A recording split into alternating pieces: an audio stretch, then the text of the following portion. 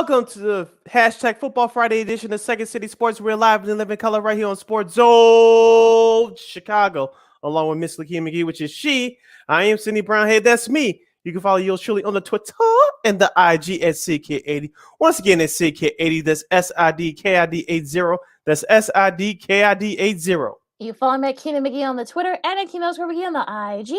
Make sure you download that Sports Zone Chicago app today, wherever you get your apps. Make sure you follow Sports Zone Chicago on all social media platforms on Facebook, Twitter, Instagram, and YouTube.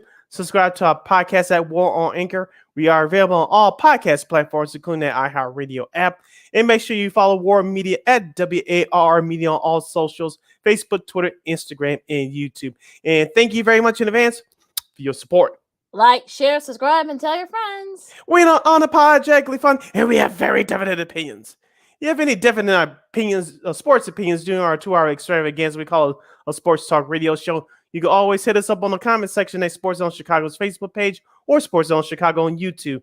Type in your questions or comments in the comment section. Lakeena will get them up on the screen for you. But if you decide to troll and or do something stupid, I've given Lakeena full power to give you fools the bill and be a boot. Bye-bye. I love when she says that. But before we begin, we must remind you that you can now catch Sports Zone Chicago on Roku TV. That's right. Celebrate with the squad. Get with the program. Sports Zone Chicago is now on Roku TV. If you already have a Roku TV, just tap on the sports folder and download Sports Zone Chicago through that avenue. If you don't have a Roku TV, he has some handheld devices laying around: iPhone, iPad, iTouch, personal PC, your Chromebook, which I'm using right now, and Lakeena using her personal PC. Just go to the App Store and download Roku TV and access Sports Zone Chicago through that avenue. So, one more again, as you young folks would say. Celebrate with the squad. Get with the program. No more excuses. Sports Zone Chicago is now available on Roku TV 24 hours a day, 365 days a year, 7 days a week, live and on demand. Whenever you want, wherever you want. So, whenever. Girl, you know I can't prefer. Oh, I'm sorry. Yeah, well, you can't. Well, look, you don't have the right, Sid. So, you don't have the right song, Sid. So you can't stay. 2 seconds. That's all you can get. And we got a busy shit. We don't have to. We have to worry about previewing my Bears game. Yay! Yay! But we will have. We've been wanting to get this guy on our show for the longest. Herb Howard from the Bigs. He covers the Bears. We'll talk that and NFL with him in a little bit at 1. Of course, our girl Christine Manika will have, of course, our picks and also too some baseball signings. And what are your White Sox doing, Sid? What's going on here? But we'll just say all that coming up in our next segment. Yeah. Right, exactly. But yeah, we're gonna talk some Bulls first and foremost in the NBA. The Bulls got a much needed win against the Wizards on Wednesday. Of course, the Wizards were without Bradley Beal, but they were able to come through in the clutch with some of the the players. Io had his best showing in a while, and some controversy from pretty much everybody on there. So, but we'll get to Charles Barkley's comments. I know Sid wants to talk about that in a second. But what do you think about their performance against the Wizards on Wednesday, Sid? I know the Bulls are not the same team as they were last year, and I accepted that. But I kind of hate using this term, but I will for a lack of time and for a lack of term. I felt like this was much of a struggle win as anything else for this Bulls team, Lakeena. And here's why. Yes, DeRozan scored 15 of his 27 points in the fourth quarter. But as we talked about on this program before, the Bulls, when DeRozan goes off, or when Zach went off last week at Sacramento when he scored his season high 41, the other 4 Bulls players on the court, they stand around. And it was a little bit of encouragement to see that the Bulls had 29 assists total as a team for the game the other night. But still at times that when DeMar or Zach has the ball, they stand around waiting for them to make something happen to carry the team. What did we say on our last show on Monday, Lakeena? The ball has to move. I feel like I'm Larry Brown coaching Allen Iverson back in 2001 when they mic'd them up for the NBA Finals. The ball has to move. Nothing, no offense. When you have a stagnant offense, other teams are predicting that what you're going to do, and they're going to take advantage of it. And and they're gonna go the other way. And we've seen that so far this season for the Chicago Bulls. Now, like I said, it was encouraging that this team showed some ball movement the other night, but again, this team still has a long way to go. It was a nice victory against like I say, Bradley Beal was missing, but Kyle Kuzma had a nice game, and some of the other supporting cast members for them from the Wizards did so as well. Kristaps Porzingis had 20 points. He still had a good win with 4 points off the bench, but those were huge for the Wizards at the time. But Lakeena, I still want to see more from Patrick Williams. Yes, he had 11 points and 3 rebounds, but he was in foul trouble. Also, to Andre Drummond, I know he did his part early in the season coming off the bench, but he was in foul trouble as well. That's 2 things that the Bulls had to straighten out. Foul trouble and playing consistently on the defense. Now, they did bring the defense, especially toward the end of that game, but the ball has to continue to move, and these fouls, especially the big ass, they got to stop getting in foul trouble. Yeah, I think Jerome got like 4 fouls in like 3 minutes or something like that in the second He quarter. ended up with 5 for the game. Yeah, that was a little bit weird, but I don't know how, what was he doing? Was he hacking, Porzingis? I don't know, but I mean, look, it wasn't the prettiest win? No, but look, this is the NBA. This is not the old BCS in college football. It's not about style points as long as you win. Look, DeRozan had 27 points, and Zach was 5 for 9 from the 3. He made some big 3-pointers that led the Bulls that comeback in the fourth quarter. So yeah, I mean, it's fine. I mean, look, I'm not, I don't look the whole ball movement thing. You can work on that. Remember, Javonte, Green wasn't there, so it's really not, again, it's not about style points as long as you get the win. And the Bulls needed that win desperately, and they got the Luka and the Mavs tomorrow night at home, so this should help him a little bit. So Luka will get his shots. If you tame everybody else, then you should be able to win this game, but it's going to be 50-50 there now. Going into some of the stats from the game. Of course, 27 for DeRozan. Vooch had 25 and 11. Of course, Zach had 25. P. Will had 11. Io only had 4, but he made a couple of big steals late. Also, to Derrick Jones, he also made some big steals. So, a nice little team effort. Like I said, it wasn't the prettiest, no, but like I said, it's not about style points at this point. So it doesn't really matter as long as you get the win. We're talking Bulls and NBA right here on Second City Sports on the hashtag Football Friday edition. You have any questions or comments for us, you can hit us up in the comments section at Sports Zone Chicago's Facebook page or Sports Zone Chicago on YouTube. Type in questions or comments in the comments section. Lakeena will get them up on the screen for you. A couple of players I want to ask you about, Lakeena, and they combined for 8 points off the bench, and that's Goran Dragic and Kobe White. I want to ask you, are you concerned about either one of those players, especially Kobe White? I know he's been back for a while from his various injuries, but are you starting to get concerned about him, or are you still having a little bit of patience with him? It's a little bit patient. I mean, he hasn't. Remember, people need to remember he didn't play consistently last year, so he's still trying to find his groove and such. Dragic, same thing. Remember, he played in the Euro League, Dragic, for like most of the summer. So of course, he's gonna have off games and such. So I'm not worried about neither one of them. Dragic, look, the Bulls wouldn't have 10 wins. Half those wins are thanks to Dragic and Drummond. So for people who want, who are already over Drummond and Dragic, I mean, look, there's a reason. Look, they're 10 and 14, but half those wins are because of Dragic and Drummond. So I think for folks who want them off the team right now, I think you need to kind of step back a little bit and just keep your opinions to yourself on that one. But Kobe White, same thing. And look, he's still trying to find his groove and such. Like, he's going to have these types of games. Like I said, I'm not worried about Kobe either. Now, if we're going to January, he's still having these kinds of games, then we'll talk. But right now, I'm not worried. And going to the starting lineup, I know people wanted Javonte Green in terms of subbing for Patrick Williams in the starting lineup. That hasn't happened yet. I don't know if it's going to happen anytime soon, but I do like the addition of Io DeSumo coming off the bench. Like you say, he came up with a couple of steals in that win against Washington the other night. But Alex Caruso, who struggled offensively, even though you didn't bring him here for offense, he contributed nicely with 5 points the other night. But he did dish out 9 dimes and grab 4 key rebounds, especially down the stretch, and then win in the other night against the Wizards. I like that addition to the starting line. You have to jumpstart this offense. And Alex Caruso, we said it last year when he signed here. He's going to bring that intensity defensively.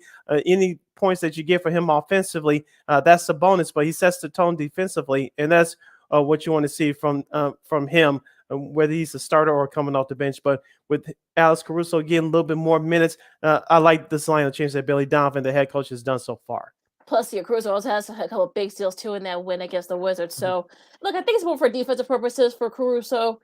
Like, you didn't bring him in for offense, like you said. He has some, key, assists. He had 9 assists. So, again, I think Caruso is a nice, addition to the lineup. You need somebody that can move the ball and such. Green, once Green does come back, he might be the kind of guy that you probably can replace P. Will. But at least right now, that Caruso is a nice little, floor general. And, Caruso does that for you. So I'm not worried about that now.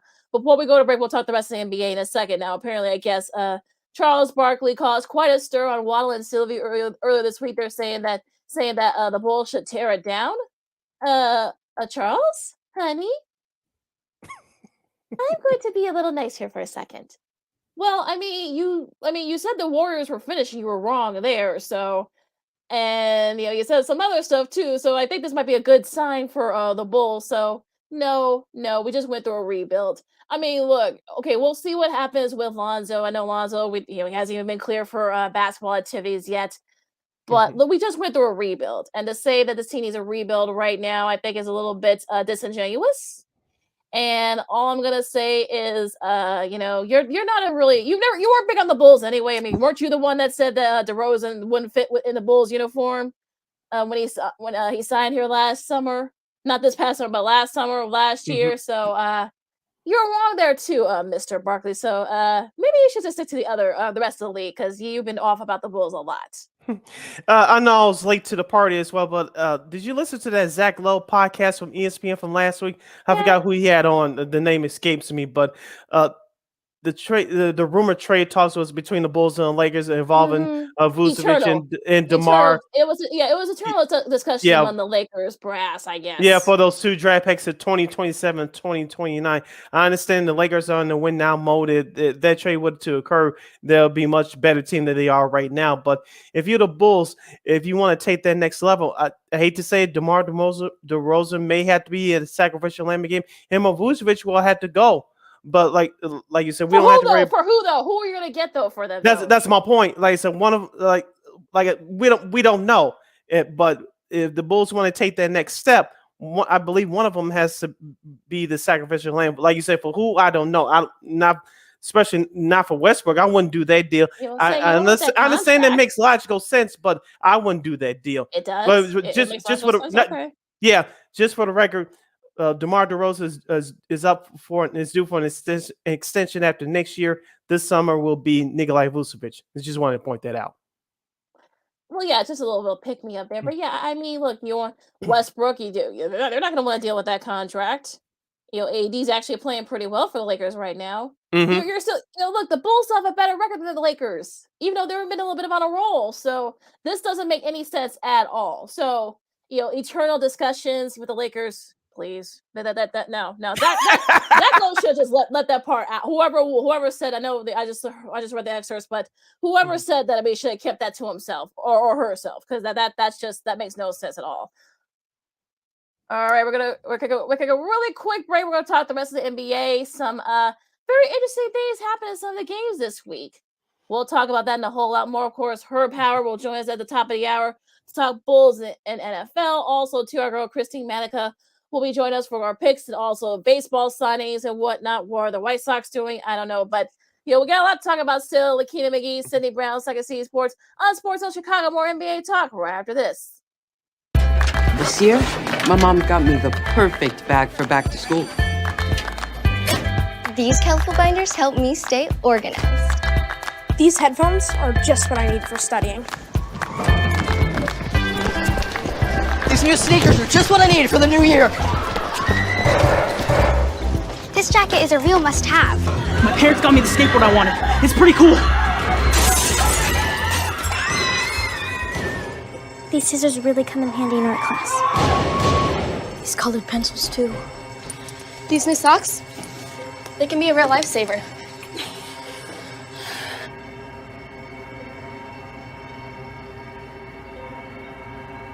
I finally got my own phone to stay in touch with my mom.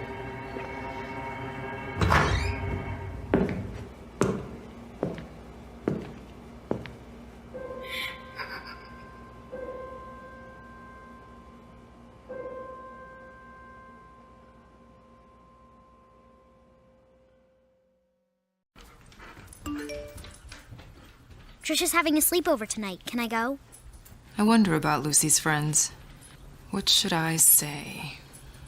I know you're only 10, but one of these days a friend will offer you a drink.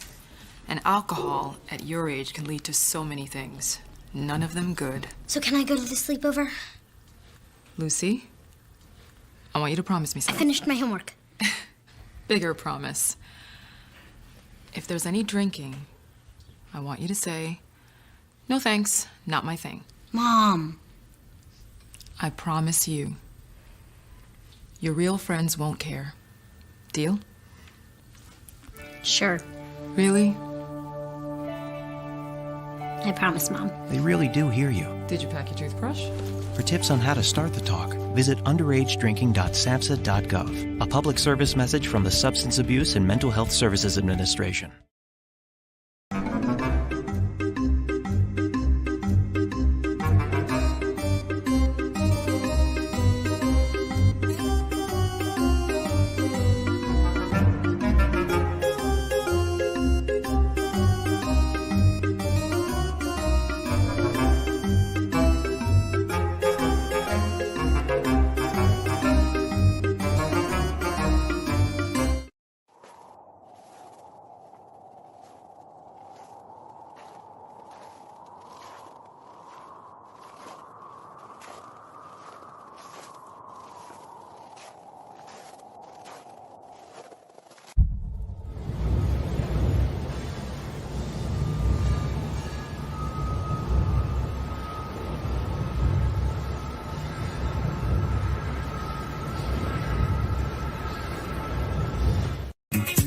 Hey, this is Dr. J, and I listen to Sean and Maya in the morning.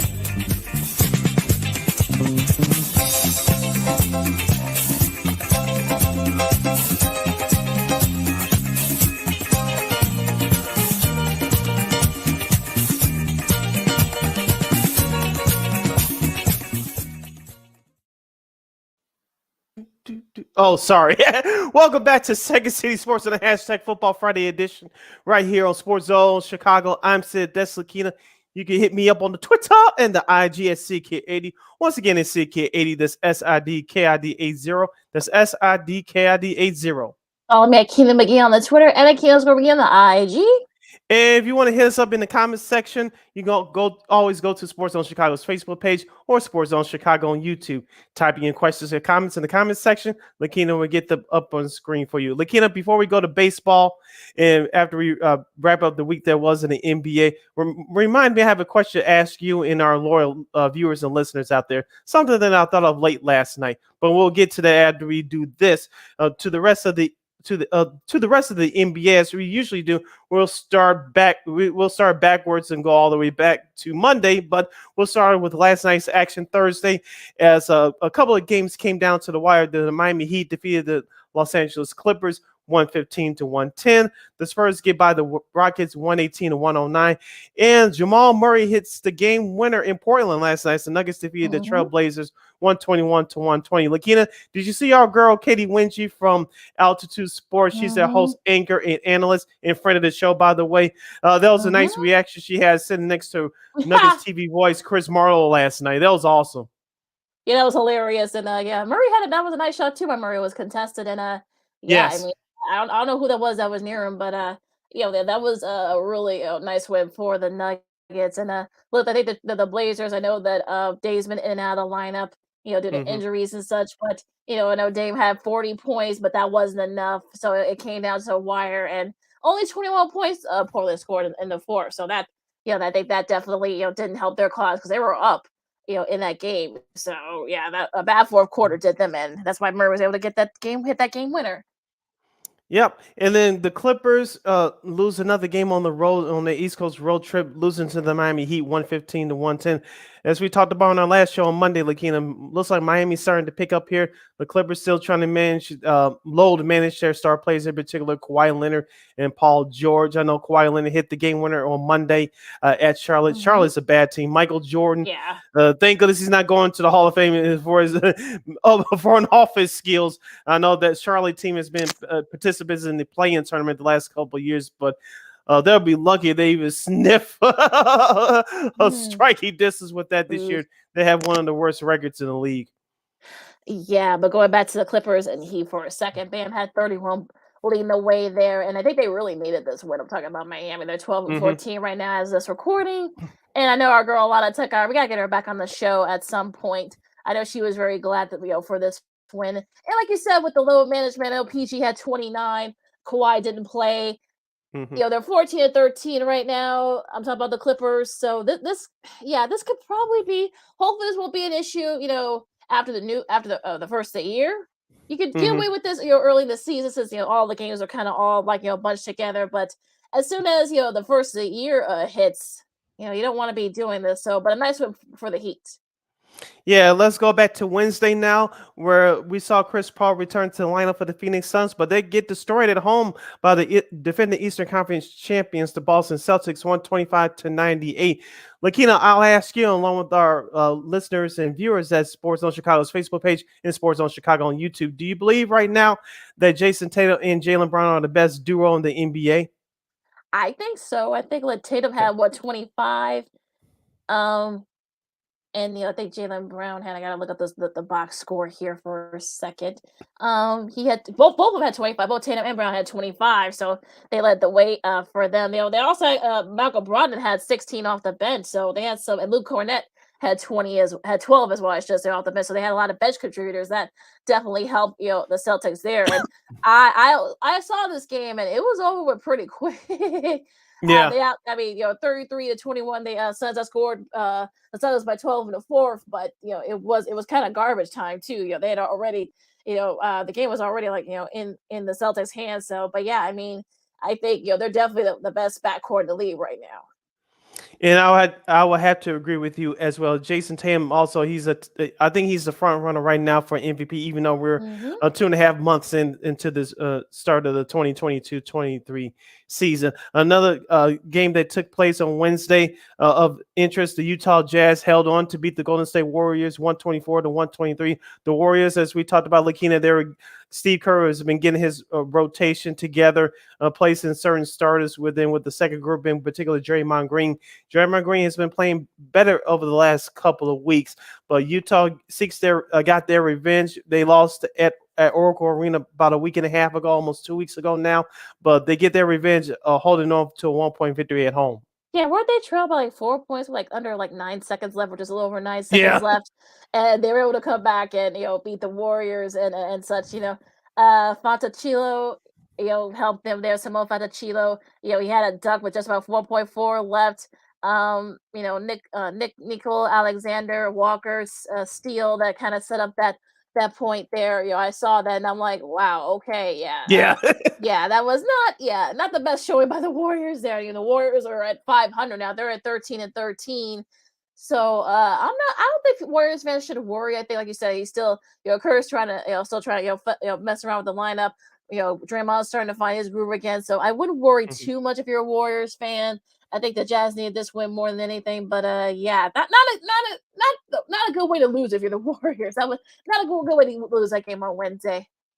The New Orleans Pelicans, going back to Wednesday, the New Orleans Pelicans defeated the Detroit Pistons 104-98. Zion Williamson, another sneaky candidate for early MVP consideration. He's averaging over 27.8 points per game over the last week. New Orleans could be one of those surprise teams in the league. We talked about this last year. Zion missed the whole season. New Orleans got in the playoffs with virtue of winning both their play-in games before bowing out to the Phoenix Suns last year. With Zion Williamson, they could be a top 5, maybe top 4, but definitely top 5 teams in the Western Conference if Mr. Williamson stays healthy. Right now, he's playing great ball, and so is the rest of the squad. Yeah, it's his 6th career game with at least 25, 10 rebounds, and 5 assists. That's highest hit with CP3 for the 4th most in the Pelicans/Hornets history. So nice history there. He could definitely make a case for him for a comeback player of the year if he stays healthy. I think that's going to be the key for Zion if he stays healthy. So far, so good. Especially if the Pelicans want to get to that next level, especially in that competitive Western Conference. Yes, and the New York Knicks get back on track with a 113-89 win of the Atlanta Hawks. Of course, Trae Young and Nick McMillan with that beef going on right now. There's Trae Young's trying to rehab from his various injuries. Nick McMillan the head coach doesn't like the way he's going about it, so they got into it. And like I said, we're going to monitor this as this year goes along. Hopefully that Hopefully they can resolves figure it itself out. quickly. Hopefully it resolves itself because this because you don't want this to Atlanta be a distraction because Atlanta has not had a good start. They're 13-12, so they're right. Kneeling at 500, but you don't want this thing to be a distraction with your coach and your star player. Getting into it, especially with the media picking it up. Exactly, and also Deontay Murray has been a great addition for the Atlanta Hawks team so far, and he's a very good player. But you don't want him carrying the team because if that happens, you're in trouble. Now let's go one more game of note from Wednesday night. The Toronto Raptors beat the Los Angeles Lakers, the injury-riddled Los Angeles Lakers, 126-113, as the Lakers continue their East Coast road trip. Of course, LeBron James sat out for load management, and Anthony Davis missed the game due to a flu. Some people want to question that. Why? I don't know. The man is sick. Leave the man alone. It's crazy. Yeah, I know. It's a little nutty. I know. I saw some people question it, like, oh, is he really sick? I mean, look, it's allergies, cold and flu season. I mean, look, the man's sick. The man's sick. I mean, look, I'm going through a sinus drainage right now, so people need to just chill on that. Don't question the guy being sick. I mean, if he was well enough to be out there, he would have been out there. So I think folks need to kind of chill on that. But yeah, a nice win for the Raptors. Pascal Siakam had 25 points leading the way there, so it was a little bit of a struggle for the Lakers. But yeah, I mean the Raptors did just have to win that game. Yeah, a couple of games enough from Tuesday. Of course, the Lakers lost their first game in the East Coast road trip to the Cleveland Cavaliers, 116-102. Of course, that was LeBron James return to Cleveland. Another big there because he's returned to Cleveland so many times before. And of course, the Mavericks get an important win on the road at Denver, 116-115. Lakeena, as we talked about with the Dallas Mavericks, the Bulls will host them tomorrow night at the United Center. Someone needs to step up scoring rights to help out Luka Doncic. Christian Wood has been disappointing. Of course, Jalen Brunson left for New York. You still have Spencer Dinwiddie, Tim Hardaway Jr. Who's going to step up to be that second scorer consistently next to Luka's hip? Yeah, Luka did hit his 52nd career triple-double, so tying with Magic Johnson for the second most in 300 games all time or less. Only the big O Oscar Robertson has the most in that span with 109, so that's pretty cool there. But look, Tim Hardaway Jr. led the way with 29, so hopefully he can do that consistently. That way he can help out Luka, because we don't want Luka to wear himself out, because there's a little bit of a wear and tear there. And he is still in his 20s, but there's been a lot of wear and tear in that body of his. So you hope that maybe someone can step up for him and help out. We'll see if they can make any moves during the trade deadline. But yeah, not a good not a solid showing by them nonetheless. Now going back to Monday, of course, Indiana upset Golden State 112-104. So they're 13-11. I'm talking about Indiana, probably one of the more surprising teams in the league right now as we speak. So of course, the Warriors have had their struggles lately. So, I know again, Warrior. I think they started to freak out too when they lost to Indiana. But that's a pretty good Indiana team. They got a good mix of young talent and veteran talent. Andrew Nembhard had 31 points, which is a career high for him. Ben Mathurin had 14 points for them. So I think Rick Carlisle finally found his niche with his Pacer squad. Yeah, I want to see if I can get you to adopt them as your team this year, Lakeena, if they keep winning. Oh yeah, look, I really like how they play. So yeah, maybe. Yeah, so Rick Carlisle, as you mentioned, has done a great job with that squad. In one more game of note from Monday, the Philadelphia 76ers welcome back James Harden. Lakeena, I don't know if that was a low-key return or what, but they were handing a loss to the Houston Rockets on the road in double overtime. Yeah, that was a little bit weird that he came back. But yeah, they lost that game in double overtime to Houston. Not a good loss if you're Philly. I mean, Harden had 21 in his return. Of course, Embiid had 39 and 7 boards, but also Tobias Harris had 27. But they really didn't have too much help at that. I mean, Shaq Milton had 11 points off the bench, but they really didn't have a lot of contributions. But Houston was playing. I guess you could say they were playing lights out. I mean, Tari Easton had 18 off the bench. Kenyon Martin Jr., get ready to feel old, folks, had 14 off the bench as well. He's a rookie. But yeah, just not a good showing by Philly, especially in Harden's return.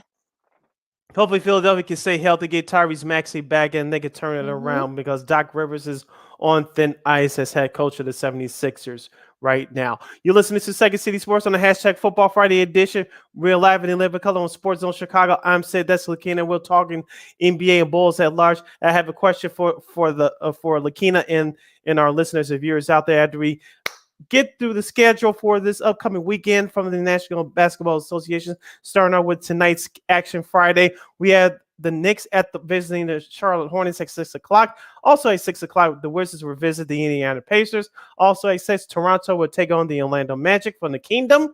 At 6:30, we have Atlanta visiting the Brooklyn Nets, the much resurgent Brooklyn Nets. And also at 6:30, the Sacramento Kings will visit the Cleveland Cavaliers. That should be fun.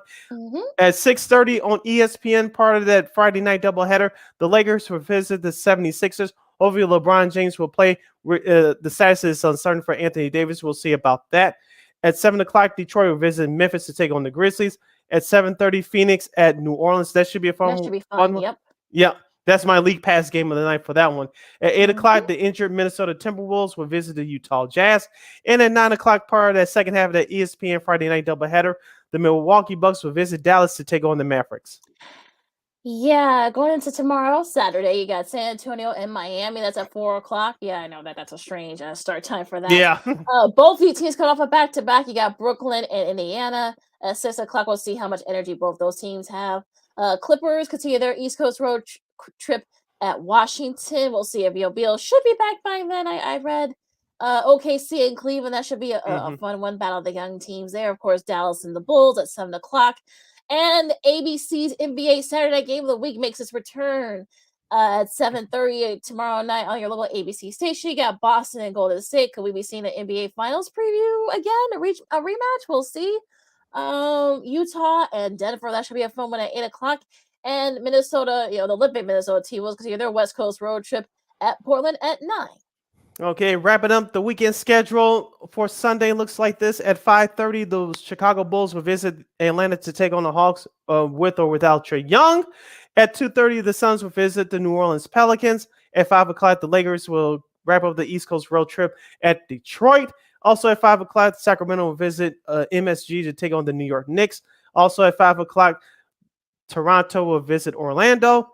5 o'clock game again, Charlotte at Philadelphia. Hornets face the 76ers. And at 6 o'clock, Milwaukee will face the Houston Rockets. So that's your schedule for this upcoming weekend in the NBA. This is Second City Sports on Sports Zone Chicago. Lakeena McGee, Sydney Brown with you. What do you want to go to next, Sid? We still got a little bit of time before we got to go to break. All right, let me throw out my question real quick before we get to baseball. I was watching a couple things on YouTube last night regarding the Larry Bird era in the Boston Celtics, and they were talking about the battles that they had with Michael Jordan when the Bulls were young. Of course, they beat the Bulls in the playoffs in '86 and '87. And this season will mark the 37th year that Michael Jordan scored 63 points in Game 2 in the '86 playoffs in Boston Garden. So I was thinking real quickly last night. I'll ask you, Lakeena, and then I'll ask our viewers and listeners. And you can hit us up in the comment section at Sports on Chicago on Facebook and Sports on Chicago on YouTube. Who are your top 5 players that could break the record? I'm surprised this record hasn't been broken by now. Selfishly, as a Bulls fan, I want that record to be held forever, but I accept it at some point that record will fall. But here's my top 5 players I think they can break the record right now, in no particular order. 1, Steph Curry. 2, Klay Thompson. 3, Kevin Durant. 4, who did I have at 4 last night? Let's see. I should have written this down. I'll think of the fourth player in just a moment. But my fourth player, Devin Booker of the Phoenix Suns. And my 5th player, here's my wild card, Donovan Mitchell of the Cleveland Cavaliers. I can see them doing either one of them. I would say maybe Jaylen Brown. He probably has a good shot, or even Jason Tatum. I mean, either one of them could probably do it. Of course, Boston wanting to get that a little get back there. I can definitely see Steph doing it. I'm surprised he hasn't done it. LeBron, Exactly. I mean, LeBron, maybe peak LeBron. I don't know. LeBron now maybe wouldn't Now do LeBron it. now. No, I don't think so. No, Not now. probably not now. Who else would be good? Who else probably could do it? I mean, maybe Trae Young, maybe, if they don't figure things out over there in Atlanta.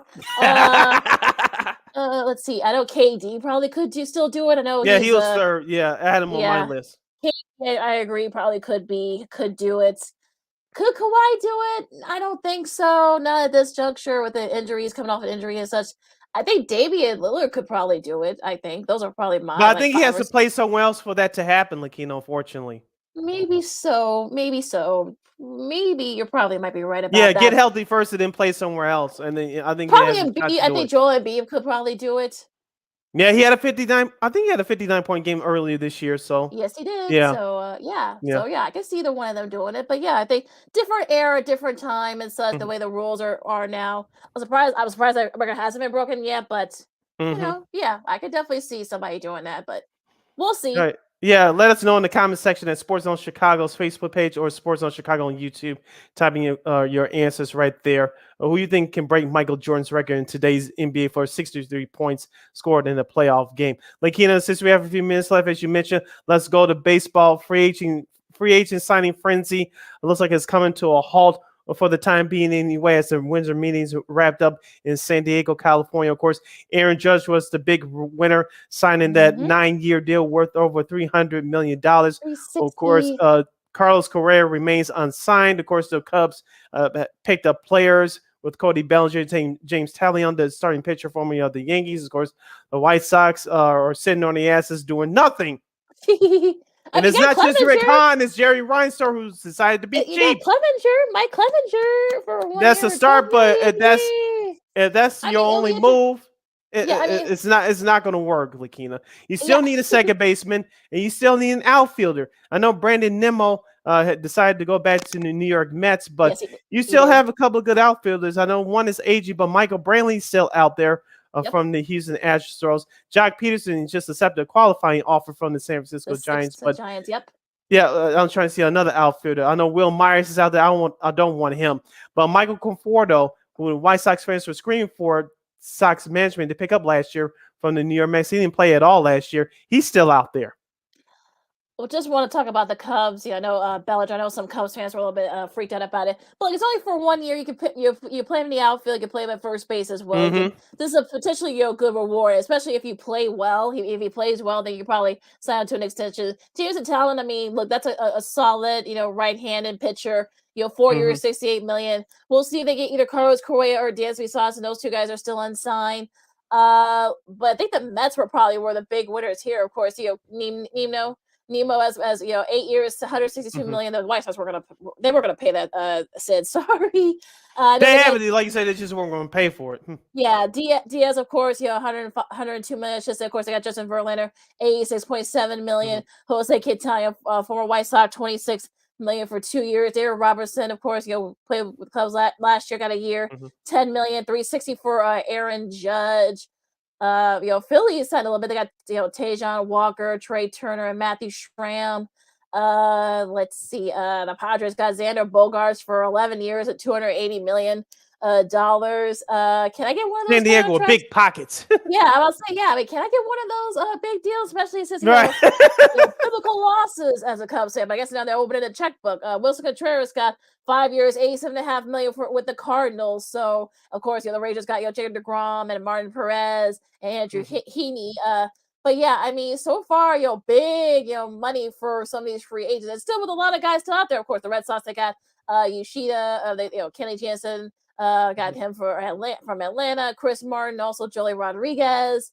Let's see, Seattle, they only got Trevor Gott. We'll see if they're willing to spend. Yeah, I mean, I guess they're giving out. I guess they're not broke. I guess some of these teams, but yeah, I mean, White Sox. I don't know what they're doing. I mean, I guess Rick Hahn's hands are tied. I guess so. I don't know. I mean, it's a little nutty that the Sox aren't doing anything other than the Clevenger signing. Yeah, also too, pay attention to this free agent outfielder, Andrew Benintendi from the New York Yankees. I know it was hard to find a spot for him last year. I know he was a member of the Kansas City Royals for the last few years. He brings a solid bat, but most importantly, he brings that glove to the outfield, and that's something that this Sox team desperately needs. So I know Michael Conforto has a nice glove, but he brings that left-handed bat. The only left-handed bat you have right now is Gavin Sheets, and he's a DH, to be honest with you. Don't put him in right field again. He's your first baseman for your Sunday lineup, and he's your pinch hitter off the bench and an occasional starter. But he's your full-time DH next to Eloy. Those two can split time at designated hitter. But the White Sox still should do something. That Alfred Benintendi is a nice pickup if Rick Hahn and Brian Stover decide to do it. And you still need a second baseman. Call me crazy, Lakeena. I think that the White Sox will go the cheap route. Will go with Romy Gonzalez. I know it's not the best option in the world, but I wouldn't be surprised if the White Sox will do that. Gene Segura, the free agent second baseman from Philadelphia, is still out there. There was another second baseman that's still out there. Oh, Adam Frazier from the Seattle Mariners. I don't know what his price tag is going to be, but he's still in. I think that's the tires that the White Sox should kick the tires on him. So the White Sox still have a couple of options, but it's up to Reinsdorf to give Rick Hahn a little wiggle room financially. Yeah, we'll see if he does it. We know how Reinsdorf is, so especially since he got 360 out.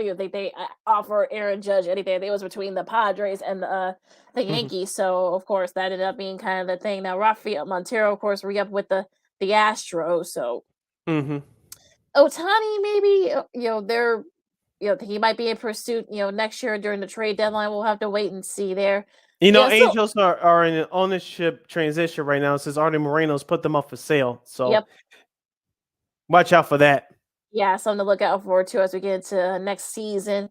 Yeah, so that's basically it on the baseball front. I mean, like I said, I think the Cubs are spending, so we'll see if they'll get the Carlos Correa or Dansby Swanson. I mean, I know they're in on both of them, so we'll see how he does there. Well, I know Jed Hoyer. I know some people are Cubs fans are questioning Mr. Hoyer there, but to see if he can, get things going too. But Tom Ricketts said, look, hey, the playbook, we'll open up the checkbook. So, we'll see. We got the nice money for Cody Bellinger. Of course, Davidson Talon, like I said, our veteran pitcher, you eat up innings. So, it's going to be interesting to see what happens because I think both teams are actually, kind of like one team is spending more than the other team. So, like, I don't know, like, what Reinsdorf's thinking is, but, it is what it is there. Stay tuned for more sports and more fun as Second City Sports #Football Friday edition continues with Herb Howard from the Bigs and Christine the Queen Manika. I'm Sid, that's Lakeena. You're listening to Sports Zone Chicago. No, I don't know, though. I'm scared. I mean, you're so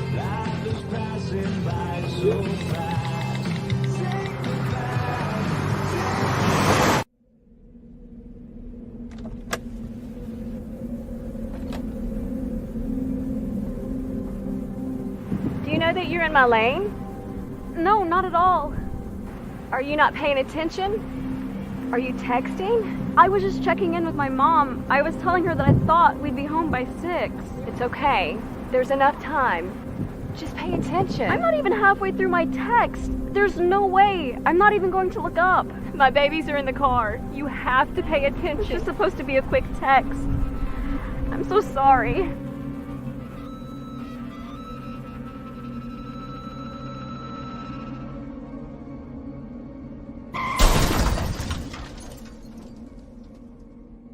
Hi, I'm Tom Brady, the director of DODEA. September is National Suicide Prevention and Awareness Month. The simple act of reaching out and caring for those in our communities is something we all can do. Just being there for someone you care about can be a tremendous first step in getting them access to confidential resources and support that they need. It only takes one person and one small act and 1 minute to make a difference. Let's make a difference.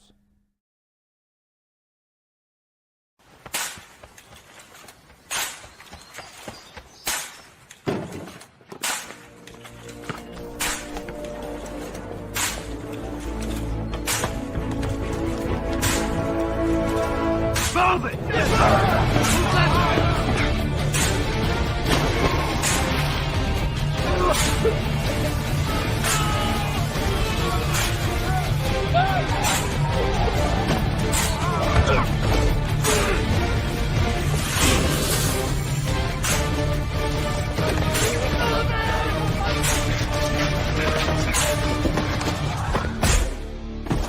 Many will hear the calling.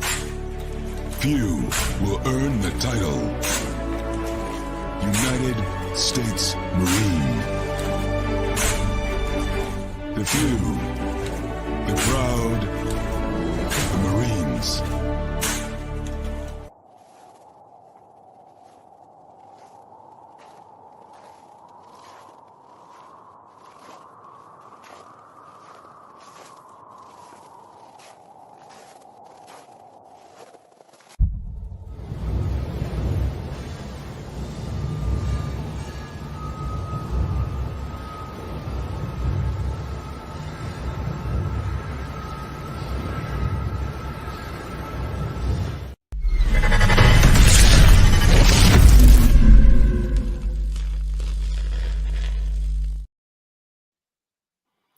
Welcome back to hour number 2 of Second City Sports, the hashtag Football Friday edition. We're live in the living color right here on Sports Zone Chicago. I'm Sid. That's Lakeena. You can follow yours truly on the Twitter and the IG at SidKid80. Once again, at SidKid80. That's SIDKID80. That's SIDKID80. As I was fading in and out there for a second, you followed me at Keaton McGee on the Twitter and at Keaton McGee on the IG. We have an hour left of our extravaganza. We call it Sports Talk Radio Show. If you want to hit us up in the comment section, especially for our next guest, you can go to Sports on Chicago's Facebook page or Sports on Chicago on YouTube. Type in your questions or comments in the comment section. Lakeena will get them up on the screen for you. And just another daily reminder, you can also catch Sports on Chicago now available on Roku TV. Lakeena, the Bears have an off week this week, but it doesn't mean that we don't have a lot to talk about with the monsters of the Midway. And he's making his debut on our show, Second City Sports. He's been on Sports on Chicago before via Sean and Maya in the morning. He's making his debut. He covers the Bears for It's the Bigs Media. You can follow him on the Twitter at Herb Howard 411. Once again, at Herb Howard 411. Let's welcome in Lakeena, Mr. Herb Howard. Herb, what's going on, my man? What's happening, Sid? Kenny, how y'all feeling? Good. We're doing great. You forgot to say the man, the myth, the legend, Sid. You forgot the my bad. I mean, come on now, Sid. You're good at these type of things. That's what happens when you turn 30, quote unquote. Oh, you just getting anxious now. All right, Herb. As I said on this program, I know you recognize this as well, covering the team. This is all about Justin Fields' development this year. We're seeing him struggle early, but he's picked it up as of late, even despite the shoulder injury. And some people call him a running quarterback. I find it offensive to me personally. He can throw the ball downfield. We saw that especially last week against a bad Green Bay defense. But give us your observations on Justin Fields' overall season up to this point, and what letter grade would you give him right now? It'd be tough on the letter grade, but I'll come up with one. I think he's right where he should be. I think he's on schedule right now in terms of, being a second-year quarterback, already trying to digest your second offensive system, not having a lot of elite level talent around him, outside a receiver, up front on the O-line. So I think that he's right where he should be. Coming into the season, I was just looking for him to take a next step in terms of his ability to quickly decipher what happens to him post-snap. He was to the point where he understood exactly what he was looking at pre-snap, what the defense is showing, what are we trying to do offensively. But then that next step is after the ball is snapped and the defense, maybe they showed you a zone, they actually went to man, or they showed a pressure and dropped out of it, or they showed a zone and brought a pressure. How quickly can you get to your answers with your eyes and your arms? I think that was the next step in his development. Early in the season, we didn't see that next step just yet. I think that it's still very, very natural for him to use his athleticism to get out of trouble. And when you have the type of athleticism that he does, it makes a whole lot of sense. Like, there's no reason to stand back there and take those hits, again, behind a patchwork offensive line, use your athleticism and make plays with your feet. And then Luke Getsy and the offense decided, okay, well, if he does that so well, let's incorporate that into our actual game plan. Let's be more intentional about running the ball with him. And so after the New England game, or at the New England game, you saw them start to do that and then kind of continue to go in that direction. And so maybe that's stunted a little bit of his growth in the passing game. But again, I don't think they had an option in terms of other ways to move the ball. So I think that he's right where he should be. I think we've seen him make some really, really special throws. I think that anything that you would want from your franchise quarterback, you've seen it from Justin Fields. Now you want to see it on a consistent basis, and you want to see it in certain situations. But in terms of, does he have the ability to make certain throws? Can he make certain reads? Can he put the ball in tight spaces? He's absolutely shown the ability to do that. So I love where Justin Fields is at right now. Is there concern that maybe, especially with that, like you said, that patchwork O-line long term, especially, should he play the rest of the season, sacks, and if he steps on something, on a turf or something like that, gets a non-contact injury. So are there concerns about that, stuff like that happening to him? Yeah, I think that's a legitimate concern. I think that there's a cumulative effect of all the hits that he's taken throughout the season, be it in the pocket or outside the pocket when he decides to run. And so I think that's a legitimate thing to be concerned about. I think ultimately, though, this is the player that he is. This is the player that he's going to be, at least for the first half of his career, until he kind of evolves into something else. Maybe when he loses a little bit of a step and he, begins to do something else. But I think that that's pretty much going to be the player that he is. Now, do you want to put him in harm's way behind this offensive line?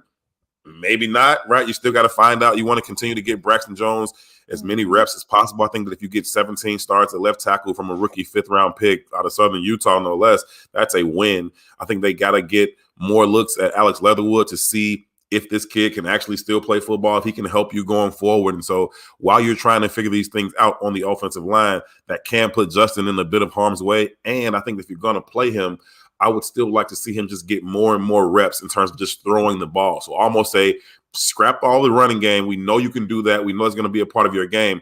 But for these next 4 games, if you are going to play him, and I'm not even sure that I would, but if you are going to play him, be intentional about throwing the ball down the field, trying to utilize some of those one-on-one matchups with Chase Claypool, try and get some more chemistry with some of these other receivers. And so I would like to see them do a little bit more of that, but I'm with you. It could potentially put him in harm's way and hopefully doesn't do any irreparable damage in terms of just mental things and speeding up his clock or happy feet and those types of things, because that's a possibility too. That's something you want to worry about too, but I don't know that they can find a way around it until they just add more talent to this roster. We're talking Chicago Bears with that guy, Herb Howard from InstaBigs Media, right here on Second City Sports, a hashtag Football Friday edition, right here on Sports Zone Chicago. Sid, Lakeena hanging out here with you. Herb, let's stick with that Bears offense. Of course, a lot of the rushing yards are taken up by Justin Fields, but David Montgomery, I think he's due for a contract extension this offseason. He has 4 rushing touchdowns in total so far this season, and he only has 1 run of 20-plus yards, a 28-yard run. How concerned are you with David Montgomery right now, or are you concerned with him at all? I mean, it depends on what you mean by am I concerned with him. I think that David Montgomery is a pretty good running back in this league, certainly above average. I would not invest heavily at that position. I just wouldn't. Unless you are, Derrick Henry type, Adrian Peterson in his prime type, I wouldn't invest heavily at that position. You can find other guys to be as productive at that position as you can David Montgomery. And again, it's not a knock on David Montgomery. I really like David Montgomery as a football player. I think he runs hard. I think he's hard to bring down. He's very elusive. He runs with a certain level of violence that I appreciate. He's worked really hard in terms of being a pass catcher out of the backfield. That wasn't his natural MO coming out, and he does that pretty well now. And so, I really, really like David Montgomery, what he brings to you on the field, what he brings in the locker room. His teammates really like him. He seems to be a really good leader. That being said, I just would not overspend there. I think you can get the same production from Khalil Herbert. You see right now Darrington Evans coming in. He's playing well for you with the opportunities that he's getting. I'm still intrigued by what Treston Ebner could develop into in this offense as well. And so I would be surprised to see David Montgomery back as a Chicago Bear because I think he can command more money out on the open market from another team. I don't really see Ryan Poles overextending himself with a running back contract. Again, just the shelf life of these running backs just isn't very long, and you can get that production from any one of a number of running backs. And so if you aren't that elite level, number 1, number 2 running back in the league, I wouldn't invest heavily there. Let's switch gears and talk defense for a second, Herb. Of course, besides DeAndre Houston, Carson, Jalen Johnson, is there anyone on this Bears defense that you can see probably, the team building around long term? Of course, Jack Sanborn, people are thinking, maybe Brian Urlacher and such. Dominic Robinson. Look, now, I'm not saying that, but I'm sure Herb's heard it too from various folks. Dominic Robinson. I mean, is there anybody that you feel that could be kind of like the long-term answer for the Bears? Yeah, it's Jaquan Brisker. I think that kid is going to be an absolute stud. It's unfortunate that he's missed, some time with the concussion, and hopefully he can get back and get, some more football under his belt this season. But I think that he has everything that you want in terms of size, speed, the range, the way that he plays the game. He's very, very physical, likes to be down in the box. He's always around the ball. He has fun out there. I really, really like watching Jaquan Brisker play the game. And so I'm excited to see, how he develops over the course of his career. I think he can be a perennial Pro Bowl player. I really think he's that good of a football player. I also like where Kyler Gordon did the arc of his season. It started out really slow. He was being targeted and kind of picked on early in the season. Playing cornerback as a rookie, outside of quarterback, that's probably the hardest position to come in and play as a rookie. There's just a lot of things you got to do, and you're covering the best athletes on the field. And he's doing it while playing two positions. You talk about playing the nickel in the slot and playing that outside corner. That's a lot for a young kid to kind of digest all together at the same time. And you saw him kind of get confused and mixed up on a couple of plays early where he ended up getting beat for some big plays. But as he kind of settled down, the game slowed down for him. You saw him play a little bit better as the season's going along. I hope he's able to get back in and be healthy coming out of the bye as well. And so I think both those two kids, I think they were really, really good picks that I've been impressed by. Jack Sanborn, I think it's a really, really good story. I think that he certainly he flashed all in the offseason. He had a really, really good training camp. When he had his opportunities at practice, he was making plays. He was getting his hands on the ball. And you saw that, kind of translate when he got his opportunity to come on the field. That being said, I don't think that he is a centerpiece to build around. I think he's a good piece. I think that, if he's a backup linebacker that can start for you in a pinch, I think he's a four-phase. He can play all special teams for you. And so I think that, he's a very, very valuable piece and a really, really cool story. But this idea that he's going to be, some all-pro middle linebacker, I think that's far-fetched at best. Lakeena, Bears Nation going to get mad at you for not hopping on that Jack Sanborn fan club. I like him. I like him when he was in college, but I think folks were already saying Urlacher type. I'm like, that's crazy. That's crazy. Urlacher was a freak of nature. I mean, you talking about 6'4", 6'5", 260, 4.5 speed, can get 30 yards down the middle of the field. Jack Sanborn is not that kind of an athlete. He's very instinctive. He's a smart football player. He's able to read and diagnose plays and get to the football. He's got to be more of a sure tackler. I think he had an opportunity to end that Falcons game, but he let Cordell Patterson, he had him blown up in the backfield for a big tackle for loss. He let him, get back within 1 yard, and they were able to convert on fourth. But I think that he's played well. Again, I don't have anything bad to say about him. I'm just not in the camp that says he's going to be some elite linebacker. Staying with that defense, Herb, one player that's been a disappointment so far this year, and one player has been a surprise this year. Nicholas Morrow, who leads the team with 84 tackles. I really like the way this young man has played. But on the flip side, Travis Gibson, he has 2 sacks, but unless you see something that I don't see, he's been a big disappointment to me so far this year. Talk about those two players.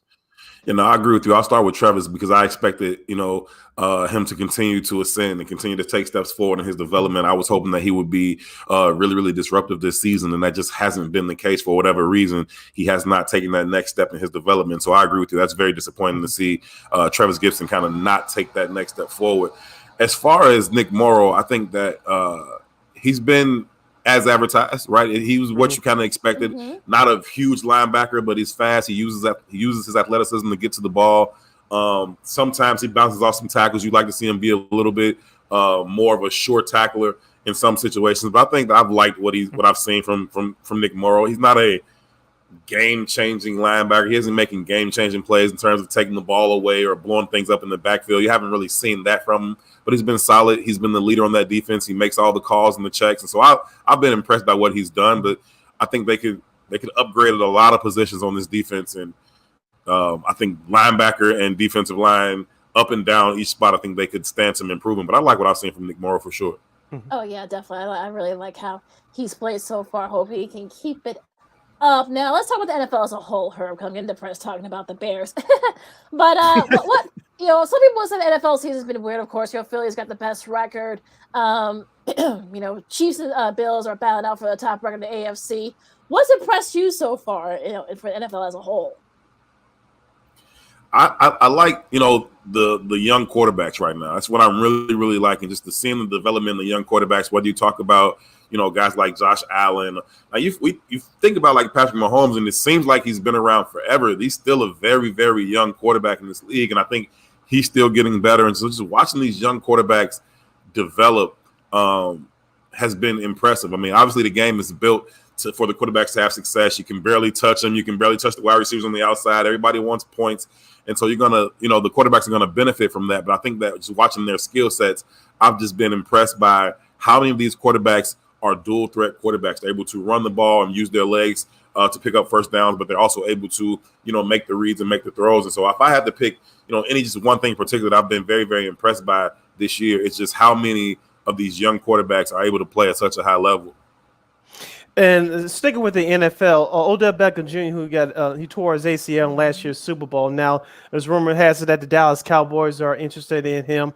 I know the Rams were before they started losing their star players, but do you think it's a good idea for OBJ to play this year? Me personally, I don't think so. Just rest up and go search for your new team during the offseason, because you ask a guy who tore his ACL almost a year ago to come back and play in about 2 games at the end of the regular season and ramp it up quickly for the playoffs. I don't think it's a good idea. What are your thoughts about OBJ? Do you think he plays it at all this year? Yeah, I think, it used to be where that was a 12, 18-month injury all the time, and now you got guys that are able to come back from it in 10, 11 months and, be able to be productive players. And so, each injury is different, and you got to see, how he's healed up and how rehab has gone for him. The Dallas Cowboys obviously have some concerns about whether or not he can actually help them this year. They brought him in and has the physical. He hasn't been working out for anybody. And so I think there are some legitimate concerns there. But if he is healthy and able to play, I think he can help you. Not necessarily from the sense that he's going to come out and be your number 1 receiver, but in the sense that if he's your number 2 or your number 3 receiver, you got to respect him. And that should open some things up for some of your other players. And so if he's healthy and he's able to, come out and maybe he can give you 25, 30 snaps a game, I think that he's somebody who could help a already good offense. Now, if you want him to come in and save your offense, that's I think you're asking too much. But if you just want to insert him into an offense that's already productive, that can already create some explosives, I think he can help you. Now, let's talk about the NFC North for a second, Herb. Of course, Mike said at the top record right now. Packers, they basically have to win out or to at least be in contention for one of those last 3 wild card spots. Do you think the Lions can somehow sneak in there and perhaps maybe get one of the wild card spots? They've been playing better. No, I don't think so. I think that you'll see the NFC East, locking up most of those wild card spots you talk about. The Eagles running away with it, but you've got Dallas, you've got the Giants, you've got the Commanders, all of them still in contention. I think that all of those teams are better than the Detroit Lions are, and they've all been playing better than the Packers have. And so as long as they got 12 up there in Green Bay, I won't count them out. That dude is an absolute assassin. And so I always leave room for him to do something crazy and get them in anyway. But if I had to bet on it, I would say that the NFC East is probably, they're going to get at least 2 of those, and then maybe you get one from somewhere else. I don't think that the NFC North is going to get more than one team. I think that obviously the Vikings are going to go, but I don't think that the Packers, and definitely not the Lions, I don't think either of them will be able to sneak into that last wild card spot. We're halfway home with our guy Herb Howard, who covers the Bears for It's the Bigs Media right here on Second City Sports, #Football Friday edition. Sid, Lakeena hanging out with you on Sports Zone Chicago. Let's switch over to the AFC, Herb. I know the Buffalo Bills lost Von Miller for the season, but do you think the AFC still runs to Buffalo, or do you think Kansas City or a surprising team like the Dolphins do you think one of those 2 teams will have something to say by the regular season's end?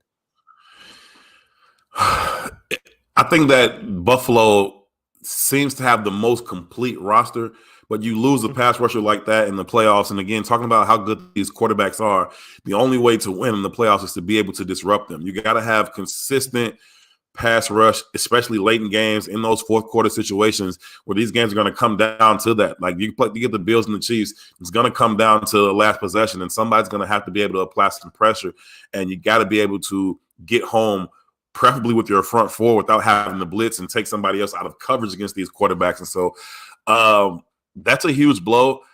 I will still stick with the Bills right now. I'll still say that the Bills are the best team that I see, but the Bengals are coming. Like, the Bengals are coming. They got to the Super Bowl last year, and I think they're peaking at the right time. And so if they can continue to ascend over the last quarter of the season, I think that they could be in position to be really, really tough to beat. What they can do offensively in terms of the wide receivers that they have with Higgins, with Chase, they can just do a lot of things to you offensively. And so I'm looking at the Bengals coming. I'm still holding on to the Bills right now. The Chiefs, they have Patrick Mahomes, they got Travis Kelce, But I don't know if they have the complete roster that the Bills and Bengals have. It'll depend on how the seeding comes out, who has to play who, and where they have to play them. That'll factor into the situation as well. But right now, if I had to rank the AFC, I would go Bills, Bengals, and then the Chiefs. Yeah, I was going to ask you about Baltimore. Do you think they can hang on and win the AFC North, especially with even with Lamar Jackson being out for a couple of weeks with that PCL, or do you think the Bengals can come in and pass them up? Yeah, I think the Bengals will probably end up catching them. I think the Bengals will probably end up catching them. Just watching how both teams are trending. I know they won without Lamar Jackson, but they won like 10-9 or something like that, right? It's like I don't know that they can continue to pull games out that way. And again, I just think that the Bengals, more so about the Bengals even than it is the Ravens, just watching how they are ascending, I think they're going to be really, really tough to beat over the last 4 or 5 weeks of the season. And so hopefully the Ravens can hang in there and still maybe, secure a wild card spot. But I think the Bengals are ultimately going to win the North. All right, Herb, since we got you here, we have a few minutes left with you before you became the guy for the Bigs covering the Bears. You were a college athlete yourself. I know you're going to brag about that a little bit. So tell us about your experience of being a college football player. Oh no, it was brief, to be honest with you. But I went down to SIU in Carbondale, and I had some health complications my senior year in high school that kind of led me to be there. And it was cool. I got there, and Brandon Jacobs, the running back from the Giants, was there, and they had a really, really good team. That year, actually went to the 1AA semifinals and lost to Delaware when Joe Flacco was the quarterback. He came to Carbondale and won that game for them. And so that was a cool, really, really cool experience just to, continue to play the game that you love. You grew up around the game. You just want to play it for as long as you can. So it was a really, really cool experience. Didn't last as long as I wanted it to, probably because I just didn't have I don't know. It was more of things that I didn't take advantage of more than anything, but it was a really, really cool experience. Yeah. How'd you end up, get into journalism and at the Bigs? Well, I started just kind of just freelancing. I've always really, really liked the Bears. I've always been a huge fan of the game. I can remember just like being a kid, and I would sit down every year for the draft, and I would just sit there with my notepad, and I would write down every pick and every player and what school they went from and what team they went to and positions and all those things. I probably still have that notepad somewhere, just years and years of NFL drafts. And so I've always just kind of followed the game that way, and I'd follow the Bears the same way. And I would just do I would just go on YouTube and just like talk about the Bears on my own for a while. And I met Eugene McIntosh and Terrence Tomlin, the founders of the Bigs. I met them, and just kind of talking through sports, we started to do a pregame show. We called it the Kickoff Kickback during the pandemic season in 2020. And I watched that. That was great. That was great. Yeah, it really was. Thank you. We would just do that, on Sunday mornings from like 10 to 12 and talk about the Bears and talk about the NFL. And so as that kind of concluded, they were like, yo, what would you think about, coming to cover the Bears for us? And I was like, look, don't play with me like that. Like that's like a dream come true. And so I kind of left it alone. They were like, no, we're serious. I was like, yeah, whatever. And, a little bit before training camp in 2021, everything came through with the Bears sent my credentials, and now I'm on my second season, working the Bears beat. I love it. It's a lot to it. It definitely offers me changes my perspective a little bit.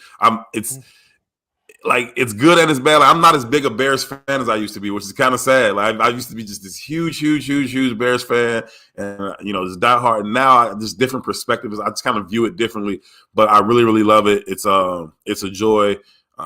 Going to all the games, following them around the country, those types of things takes a lot, but it's something that I really, really enjoy doing. I get to be around the game I love and cover the team that I love in the city that I love. And so I'm fortunate. I'm blessed. I appreciate the opportunity, and I just try to do the best I can with it every day.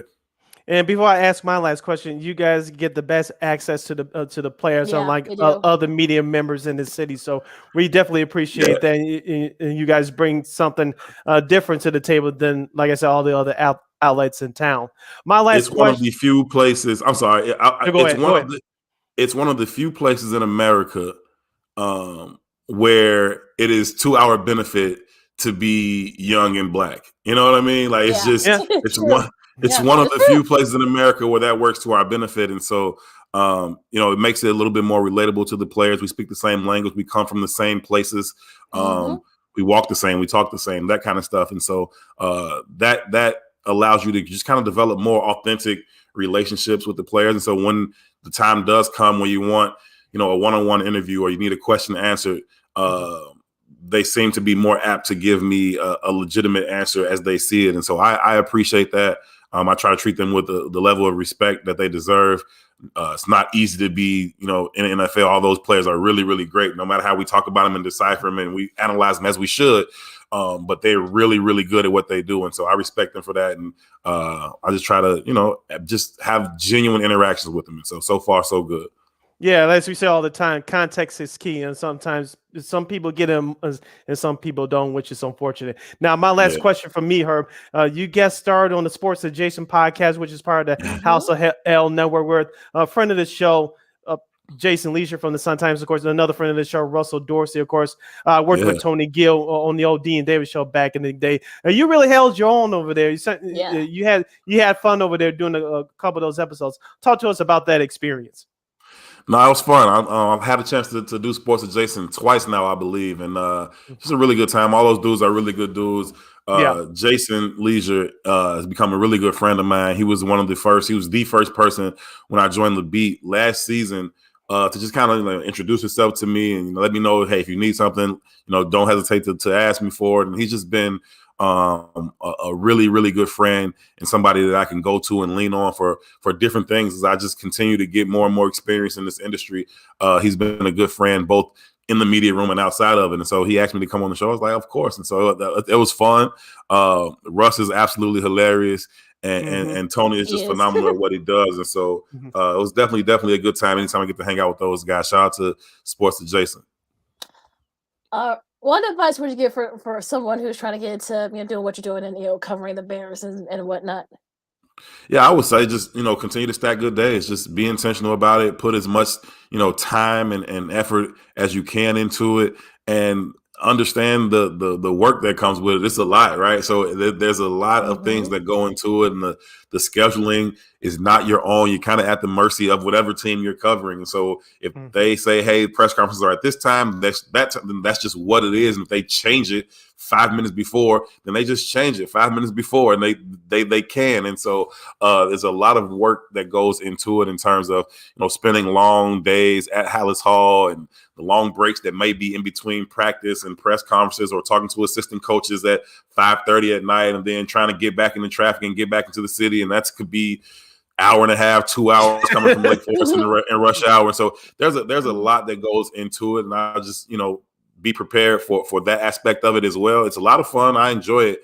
But there's definitely a lot of work that goes into it. But anybody that's passionate about it, I would say, especially now, there's a way to get into the industry now than was different from ever before, right? You can kind of start things on your own. You can kind of create your own shows, and you can make your own connections even with the athletes and players via social media or whatever it's going to be. And so that's a nice avenue to be able to have, but just to be consistent and be right. I think there is such a need to be first right now that people don't even care to be right. And you just end up putting out all kind of crazy stuff going on, and the blue checks on Twitter and how that's going right now. So there's this misinformation just flying around from everywhere. And so I would just say, be consistent, be passionate, be prepared for the work, and then and be accurate. Be accurate. All right, that's great advice from our guy, Mr. Herb Howard, making his Second City Sports debut right here on Sports Zone Chicago. He covers the bigs for It's the Bigs Media. You can go to itsthebigs.us. You can follow Herb Howard on Twitter at Herb Howard 411. Once again, at Herb Howard 411. Lakeena, let's give this nice young man a hand for a great job today. The man, I received the myth, that. the legend. I appreciate y'all. Thank y'all so very, very much for having me. Lakeena said it was an absolute pleasure. Thank y'all so much. Back at you. Same. Yes, we'll have you on again soon. Take care and keep up the great work. Looking forward to it. I will. Y'all do the same. You too. Thank you. All right, Lakeena, we got a break real quick, but coming up next we have our girl Miss Christine the Queen Manika from KXRB in Sioux Falls, South Dakota. She's going to give us her picks for this week's Week 14 games in the NFL, and we had to discuss the White Sox with her and a whole lot of other fun stuff. You listen to the Second City Sports Friday edition, #Football Friday edition. I'm Sid, that's Lakeena. You listen to Sports Zone Chicago. This year, my mom got me the perfect bag for back to school. These colorful binders help me stay organized. These headphones are just what I need for studying. These new sneakers are just what I need for the new year. This jacket is a real must-have. My parents got me the skateboard I wanted. It's pretty cool. These scissors really come in handy in art class. These colored pencils, too. These new socks, they can be a real lifesaver.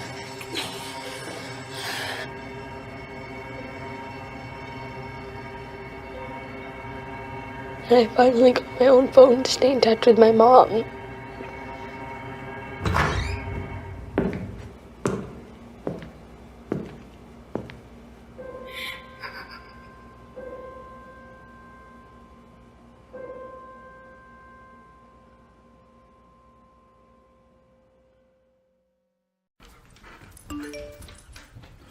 Trisha's having a sleepover tonight. Can I go?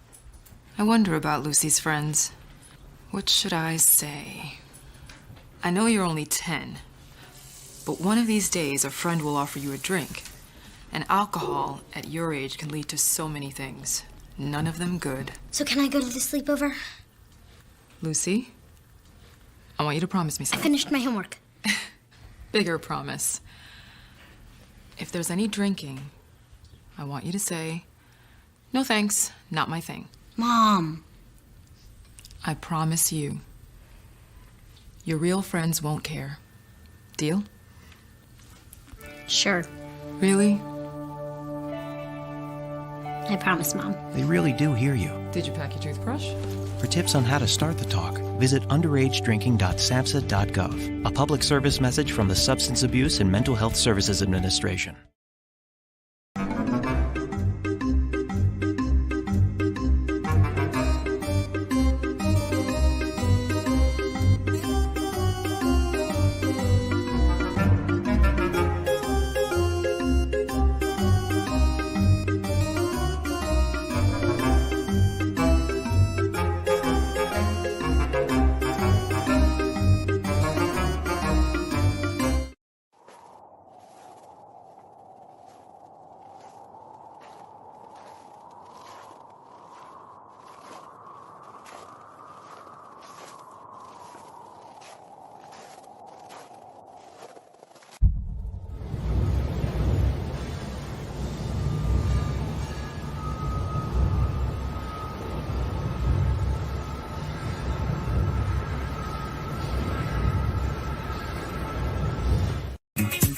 Hey, this is Dr. J, and I listen to Sean and Maya in the morning.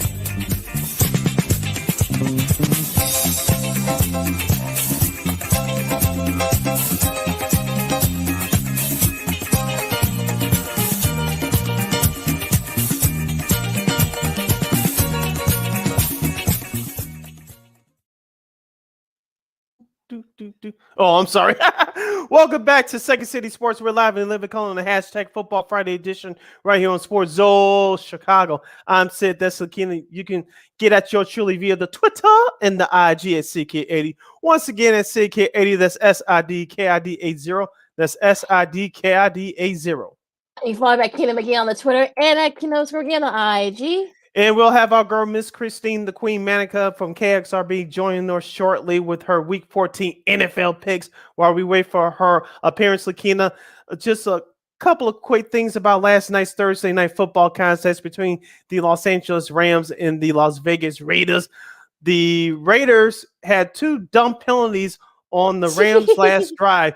Baker Mayfield, on his third day with the team, comes back and leaves the home team on a 98-yard drive to beat the Raiders 17-16. Lakeena, I didn't think the Raiders were going to make the playoffs anyway, but last night's loss just confirmed it for me. Those late Raiders from last night went back to be the old school Raiders from back in the day. Dumb penalties, not scoring enough points, even though Devontae Adams had another great one-handed catch. It was just ugly. If you're a Raiders fan, you definitely had to have your head in your hands today. Yeah, I mean, they lost to a guy who literally just came off the street like 2 days ago. Like Yeah. Baker Mayfield let him down the field, and they, like you said, those 2 stupid penalties that set him up that game-winning touchdown pass to Van Jefferson, and of course, with that game-winning extra point. So it was just like, oh Lord, I mean, those darn those darn penalties and such. So it's just Mhm. crazy, but yeah, that whole game itself. I mean, like you said, I did think they were gonna go to the playoffs anyway, but Mhm. come on, it was just a little silly. Yeah, it was silly. So the Raiders will basically have to win out, and hopefully, in their situation, hopefully the Chargers will lose out. The Jets, I know they're still hanging on to a wild card spot.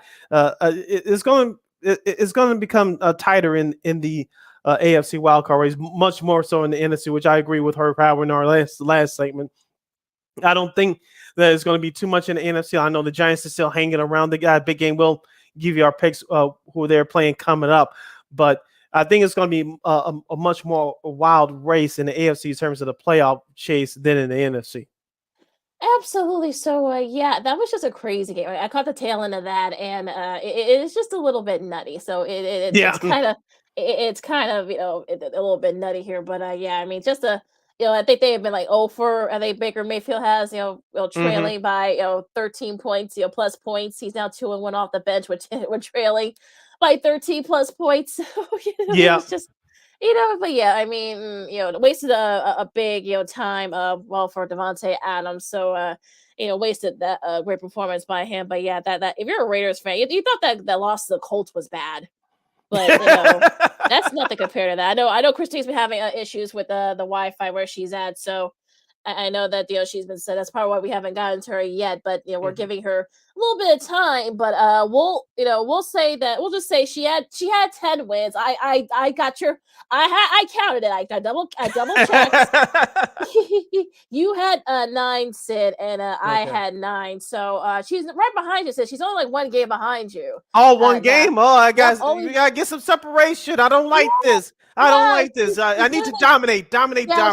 she's really like in your tail now. So, uh, I think we're ready. I think we're ready to for her to come on. So, our buddy, KXRB, Miss Christine Manika. Hey, Christine. yeah. I am so sorry. It's crazy. No, it's fine though. I'm glad you were able to find a place that had got a somewhat decent Wi-Fi. So, whatever. Now I'm on my phone, and this seems to be working a little bit better. So we're gonna keep it like this, I think. Okay. Good, and we can see you as well for those of you that's watching via Roku and via our Facebook and YouTube pages. Christine, I'm sure you heard Lakeena's great news. You had 10 wins last week. Me and Lakeena both had 9. You won. Yeah, you 1 game behind me. I don't like this. Yes, I am. Yes, she is. Yeah, I'll say she's right at you. Get ready, I'm coming for you. And we got like 5 weeks left, so let's get right to, of course, the Bears on bye. Thank God we don't have to pick a Bears game, guys. Let's be really happy about that. Also, this is the last of the bye weeks. You got the Packers, the Falcons, the Colts, the Saints, and the Commanders. So adjust your fantasy teams accordingly if you're not in your playoffs in your league already. Let's start off here. A really good one here in the AFC East. You got the 7-5 Jets against the Bills. Of course, Von Miller is out for the year, as we mentioned earlier with Herb. And yeah, this is going to be a very interesting game. So, Sid, you start for us, please. I know Buffalo's favored by 10.5. If I was a betting man, which I am not, but I would take the Jets and the points. It's going to be a defensive struggle, but I think Buffalo has enough to win. They'll have to adjust with life without Von Miller, but I think they'll have enough to get it done because the Jets do not have enough offense, particularly in their running game. So I'm going with Buffalo. Same with me. I'm going to stick with Buffalo. I wouldn't be surprised if the Jets do something crazy or take advantage of the fact that Von Miller is out for the season. But I'm going to stick with Buffalo. I pick the Bills mainly because I trust Josh Allen. I know he tends to make weird interceptions at opportune times, sometimes, but I also think Mike White, we saw with that Minnesota game last week. You're not ready. You're not ready. So should be look. I would be surprised that Justin Mel win it. No, I wouldn't be so sharp, but I would pick the Bills. But it's gonna be a close one. AFC North time. We got the Browns and the Bengals. Christine, you start this one for us, please. I'm sticking with the Bengals. They're the better team, and I don't want to see Cleveland win. That's my own personal bias. Take it as what you will, but yeah, Bengals. Yeah, Cleveland's offense looked like trash last week, and Houston couldn't. If they had an offense, they would have won the game. But that's besides the point. The Bengals, as I said last week, would beat the Chiefs, and that's exactly what happened. So Joe Burrow's 3-0 against the Kansas City Chiefs, including last year's AFC title game. The Bengals are favored by 5.5. I think the Browns will bring it defensively, but Cincinnati's on a roll right now, so I'm sticking with Cincinnati. Yeah, I think the Bengals too. I feel like Herb said, they're getting hot at the right time. I think they're trying to Just like last year. exercise. Yeah, I think they're exercising that Super Bowl runner-up curse. With the Rams being where they are right now, despite their win last time, they only have 4 wins now. So I'm gonna pick the Bengals just because they're a better team. All right, Texans and Cowboys. I think we can all say it. 1, 2, 3. Cowboys. There we go. See, save some time there. It might get ugly too. So Davis Mills is back starting at quarterback for Houston. Yeah. That's as if I needed another reason to pick no trade to Davis Mills, but no. All right, next game. Sid, all right, yeah, Sid, you start this one for us. You got the Vikings and the Lions in the NFC North battle. This game in the Chicagoland area will be seen on locally on Fox 32. The Detroit Lions we cannot make this stuff up. Detroit is a 2-point favorite at home. That's right. They're minus 2-point favorite at home against Minnesota. Of course, they beat the Vikings for their first win last year when they were a much worse team. Sorry for my bad English, but I know the Vikings are 10-2. The Lions are 5-7. I like the way the Lions have been playing, but this is tough. This is really tough. And so Vegas says they still give a slight advantage to Minnesota, but I'm gonna step out on this one. Take 2 and call me in the morning, but I'm going with the Lions in the field goal. Okay. I was close to picking the Lions too, just because, again, I said this a couple of weeks ago. I don't think Jared Goff is the answer. I think the coach is the answer. I think the players around him are the answer, and the coach is really, I think, has the responsibility for getting the team to where they even are performance-wise. But I'm sticking with Minnesota just because they have the coach, they have all the tools that they need. I don't think Kirk Cousins is the answer either, but he's working for them right now. Yeah, I know they play really close. I think the Lions probably should have won that game, their first meeting, but I feel like the Vikings, I know that, they got a little bit too close to cover in that win against the Jets, but I think they'll do just enough. I think they know that they can clinch a playoff spot if they win, so I think they're going to have a little bit of incentive, so I think they'll win this one. Good one here in the NFC East. Chrissy, you can start this one for us. Eagles and Giants. I was so surprised that the Giants even went into overtime last week with the Commanders. But you know what? It just shows that this season in the NFL has been so weird. It's been so out of the ordinary from week 1 and a couple weeks after that even. But I'm sticking with the Eagles. I'm sticking with the Birds for this one. Yeah, Washington blew that game last week. They should have won it. I know it ended up in a tie, but if you're a Giants player, you should feel like you lost that game. It should feel like you lost that game. As I suspected, this will be the start of the Giants' downslide of not making the playoffs. They tied Washington last week. They still got to play Dallas. Well, no, they done with Dallas. They still got to play the Commanders next week in D.C., and they still got to play the Eagles one more time. So after this Sunday, I'm going with the Eagles. So get ready, Giants fans, for your downfall. Yeah, the downward. I think that was. I think that tie was the start of the downward spiral for the Giants. Yeah, I was never a believer in the Giants, so even with that win, they got the 7 wins, but I think the Eagles realize that they can clinch a playoff spot right now with this win. So I think they'll do it. I think they'll do it on Sunday. All right, AFC South. Okay, you got the Jaguars and the Titans. Sid, you start this one. I want to pick Jacksonville, but the way Tennessee got embarrassed by Philadelphia on the road last week, I know Tennessee's a 3.5-point favorite. I'm going with Tennessee. This usually is an ugly game because they're division rivals. I know Jacksonville has been playing much better. I know they got their doors blown off at Detroit last week, but the way Tennessee got embarrassed last week against the best team in the NFC record-wise, I'm going with the Titans. Yeah, Jacksonville still doesn't look good, in my opinion, anyway. So I'm sticking with Tennessee. Yeah, you don't know what Jags here they get. Are you No. get the team that got beat the Chargers, but you're also gonna get the team that got their butts kicked a couple weeks back. So I'm picking the Titans too. I think they're gonna be a little bit miffed. Mike Vrabel will have his guys ready, so I'm picking the Titans here. I think it'll be ugly though, but I think they'll end up winning it late. All right, first of the 3:00 games, you got the Chiefs and the Broncos in the AFC. Oh, did we do West. Baltimore, Pittsburgh? No, we did not. No, we did. Oh, yeah, that's right. I skipped that one. My bad. AFC North, you got the Ravens and the Steelers. Of course, Tyler Huntley will have the start. Of course, Lamar Jackson's going to be out for about 3 weeks with that sprained PCL. It's going to be ugly like it usually is between these two teams, because this could be a 9-6, 6-3 type of thing. I think the Ravens will pull it out just because I don't trust the Steelers at this point in the season. I don't. Pittsburgh's a 2-point favorite at home, so Vegas is telling you that Baltimore is slightly better. Usually the home team gets 3, but because they're at home, it's going to be ugly. I'm going with the Steelers. I'm stepping out. I'm going with the Steelers too, just because I think Lamar Jackson is going to be out for a couple of weeks. And, the Steelers, they haven't looked totally great this year for whatever reason, for multiple reasons, I should say. But I'm sticking with the Steelers for this one. It wouldn't shock me. Like I said, these two teams always have their battles. So Kenny Pickett's been playing better the last couple weeks. Yeah, he has. Yeah, he really has. So we'll see. All right, now we go to 3:00 games. You got the Chiefs and the Broncos. Yeah, Chiefs and Broncos, the AFC West. I think we all agree. I mean, unless something weird, monumental happens, we get a chance to ask her about this, Russell Wilson and such. But looks like Nathaniel Hackett will get his pink slip at the end of the season. So I'm picking the Broncos. The Chiefs. The Chiefs, I should say. I almost call myself there. Yeah, I'm picking the Chiefs.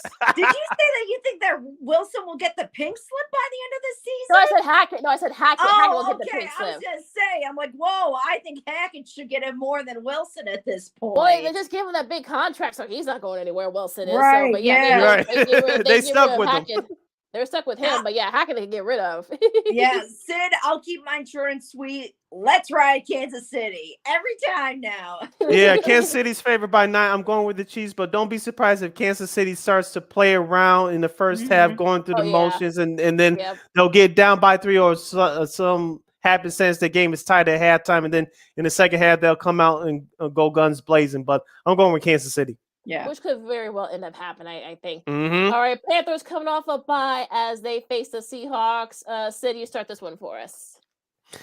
Seattle's been limping down the stretch, but they're still a better team. They're still in the playoff race at 7-5. Carolina's trying to finish off the season. We'll ask Christine about their former quarterback later. But as far as this game is concerned, Seattle's a 3.5-point favorite at home in America's other game of the week for Fox as part of their doubleheader. I'm going with Seattle.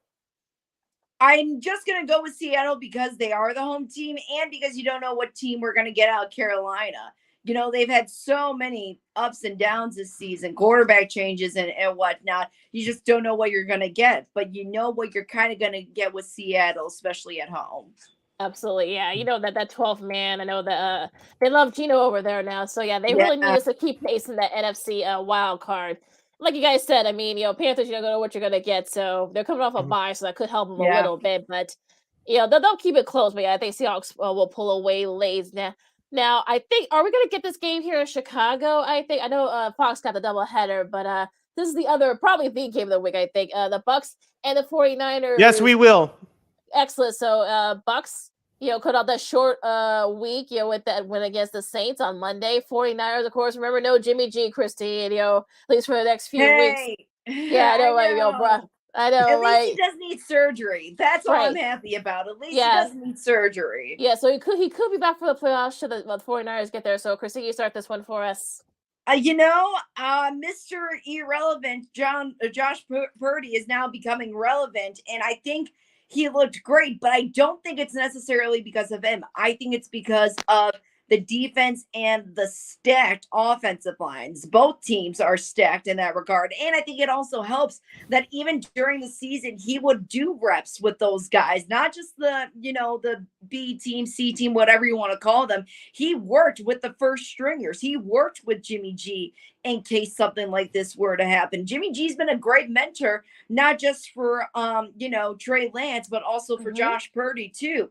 And it shows, I think, in that game, in that type of situation, he was ready to go. And I mean, 22 years old against Tom Brady, who's 45. I mean, it's kind of it's incredible. This kid was watching Tom Brady as he was, coming into his own. So the fact that he's probably playing against him is surreal in his mind, and I can only imagine what he's going through. But because of I think just because the offense is solid, Christian McCaffrey is solid, I'm going with the 49ers. Yeah, the 49ers are 3.5-point favorites. They need a big game from Christian McCaffrey, as you said, Christine. Their defense last week was solid, especially against that high-powered Miami Dolphins offense. I told you guys they would shut them down. It's going to be an ugly one. I think it's going to be a Lakeena special, pre-1980s football, because the Tampa Bay's offense is so putrid. They were lucky to win that game last week against New Orleans. They should have scored more points than 16, but it's going to take 8 or 9 wins for that sorry-ass NFC South division. My goodness. But the Buccaneers are going to take another setback. I'm going with the 49ers. Yeah, I agree. I mean, they're coming off a short week, and I think as long as Purdy doesn't make any mistakes, he should be fine. And they just give it to Debo, just give it to Christian McCaffrey, let the defense do its job, and just they'll be just fine. All right, Sunday night here, you got the Dolphins and the Chargers. Sid, you start this one. I know both these teams on the AFC wildcard race, with Miami leading at 8-4. The Chargers are 6-6. They lost another close one to the Las Vegas Raiders on the road last week after pulling out a game at Arizona the week before. You don't know which Chargers team that you're going to get from week to week. I like Justin Herbert. That defense has been hit and miss all year. Part of it is due to injuries. I want to pick them because they're at home, but I would not be surprised if the Dolphins won this game. Miami's a 3-point road favorite. Call me crazy. I'm going with logic here. I'm going with Miami. I'm going with Miami too. I think Justin Herbert's looked great this year. I think Khalil Mack has looked way better than what he did with the Bears, his last couple of years with them. But Miami, they just have something going. They want to play for Tua. They got Tyreek Hill too. So that's another factor that's really lighting up this team. And they have a coach that actually takes accountability. I don't know if you saw the video, but one play that he called, he said, I fill in the blank there up, and he owned it. And you don't see many coaches doing that, especially when they mess up on Mike plays McDaniel. Like yeah, exactly. So I'm going with Miami here too, Sid. Oh my goodness, I want to pick the Chargers so bad, just mainly because But yeah, I mean only because Mike Williams need to do something for my fantasy team. One of the reasons why I'm still behind on it is because they haven't had good production. He hasn't been able to stay healthy. But I am going to go with logic and pick the Dolphins. Should be an interesting one here. Monday night, you got the Patriots and the Cardinals coming off a bye. The Patriots, I never know what Patriots you're going to get. Could we see a Bailey Zappi? I know people in Boston are already chanting for him to come on. Oddly enough, I know the Cardinals, they're coming off a bye. Take two and call me. I'm picking the Cardinals only because they're at home. I don't know why, but I feel like they've been off for a bit. I'll say the Cardinals. I'm going with the Cardinals too, and I think by the end of the season, they're gonna clean house, and Bill Belichick and Bill Belichick and Robert Kraft. Robert Kraft. Kraft, yeah. Yeah, I don't know why I said Jerry. They look so similar, They do look like a little bit. Gosh, it's been a long day for me. So Robert Kraft and Bill Belichick, they're gonna do some cleaning house, I think, come off season. Let's make it 3 for 3. I'm going with the Cardinals as well. They're the better team at home. I know New England's a 1.5 favorite, but I'm taking Arizona. I know Arizona is barely hanging on to hope as far as making the playoffs, but they're the better team, especially offensively. So they should be able to win this game. All right, and those are our picks for Week 14 in NFL. You listen to Second City Sports on Sports Zone Chicago. Lakeena McGee, Cindy Brown, and our girl KXRB is Christine Manika joining us. The good news is we had to do a Bears game this week. Thank the Lord. So Yay! that was a win in of itself for us. Can I just say the win for me that entire game was that Field slid. He actually had the ball and he slid. And I'm like, this is revolutionary. Thank God. Someone taught the kid how to slide. Someone should teach him that full time this off season. Hopefully you keep that up. You to practice No kidding, yeah. All right, well, let's talk a little MLB free agent signing for a second, Christine. Let's talk. Of course, we talked about it last week. They signed Mike Clevenger. Yeah, but they haven't done much else. The winter meetings, they kind of came up empty-handed. What do you think's been happening so far with your White Sox? And who's your kind of like your? I don't know. A lot of your guys have been signed. Your guess is as good as mine. I don't know. Look, so my co-host Andy, he's a Cubs fan. So when I saw that they got Cody Bellinger, I said, "Hey, good job. That's a pretty solid pickup there." And you could see why they had to let Wilson Contreras go. I believe he's off to the Cardinals now. But even with 1 year with Bellinger, I think it's going to make a little bit of a difference. Again, I don't know. I don't know what you're going to expect from that team coming up. I don't know what you're going to expect from the White Sox right now either. You still have, Tim Anderson, Eloy, but everything else, I don't know. I don't know who's going to be that next big hitter. It could be Tim Anderson if he's healthy. It could be Adam Engel. I don't know. We're just going to have to see how this team all plays out. Yeah, as we talked about Lakeena last week with our guy Sean Davis on the Lucky Lefty podcast, it's a bunch of what is with the White Sox right now, and that's not good going into a new season. You still need a second baseman. There's a couple of free agents out there. We talked about the free agents in terms of the outfielders last hour, Lakeena. You still got Michael Conforto out there. You still have Michael Brantley. He's a veteran from the Houston Astros out there. The White Sox need an outfielder, defensive outfielder. If that person brings a bat with them, so be it. But they need defense to help out Luis Robert. Gavin Sheets, he should split time at DH with Eloy Jimenez. Yeah. He's your first baseman with that Sunday afternoon lineup. Yep. That's where it was occasional first base once a week. That's where Gavin Sheets needs to be. He's not your full-time right fielder.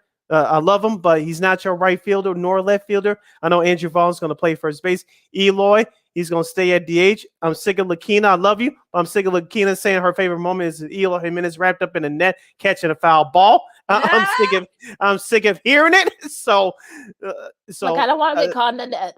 Exactly. I want to get caught in the net. That's all I want. Yeah.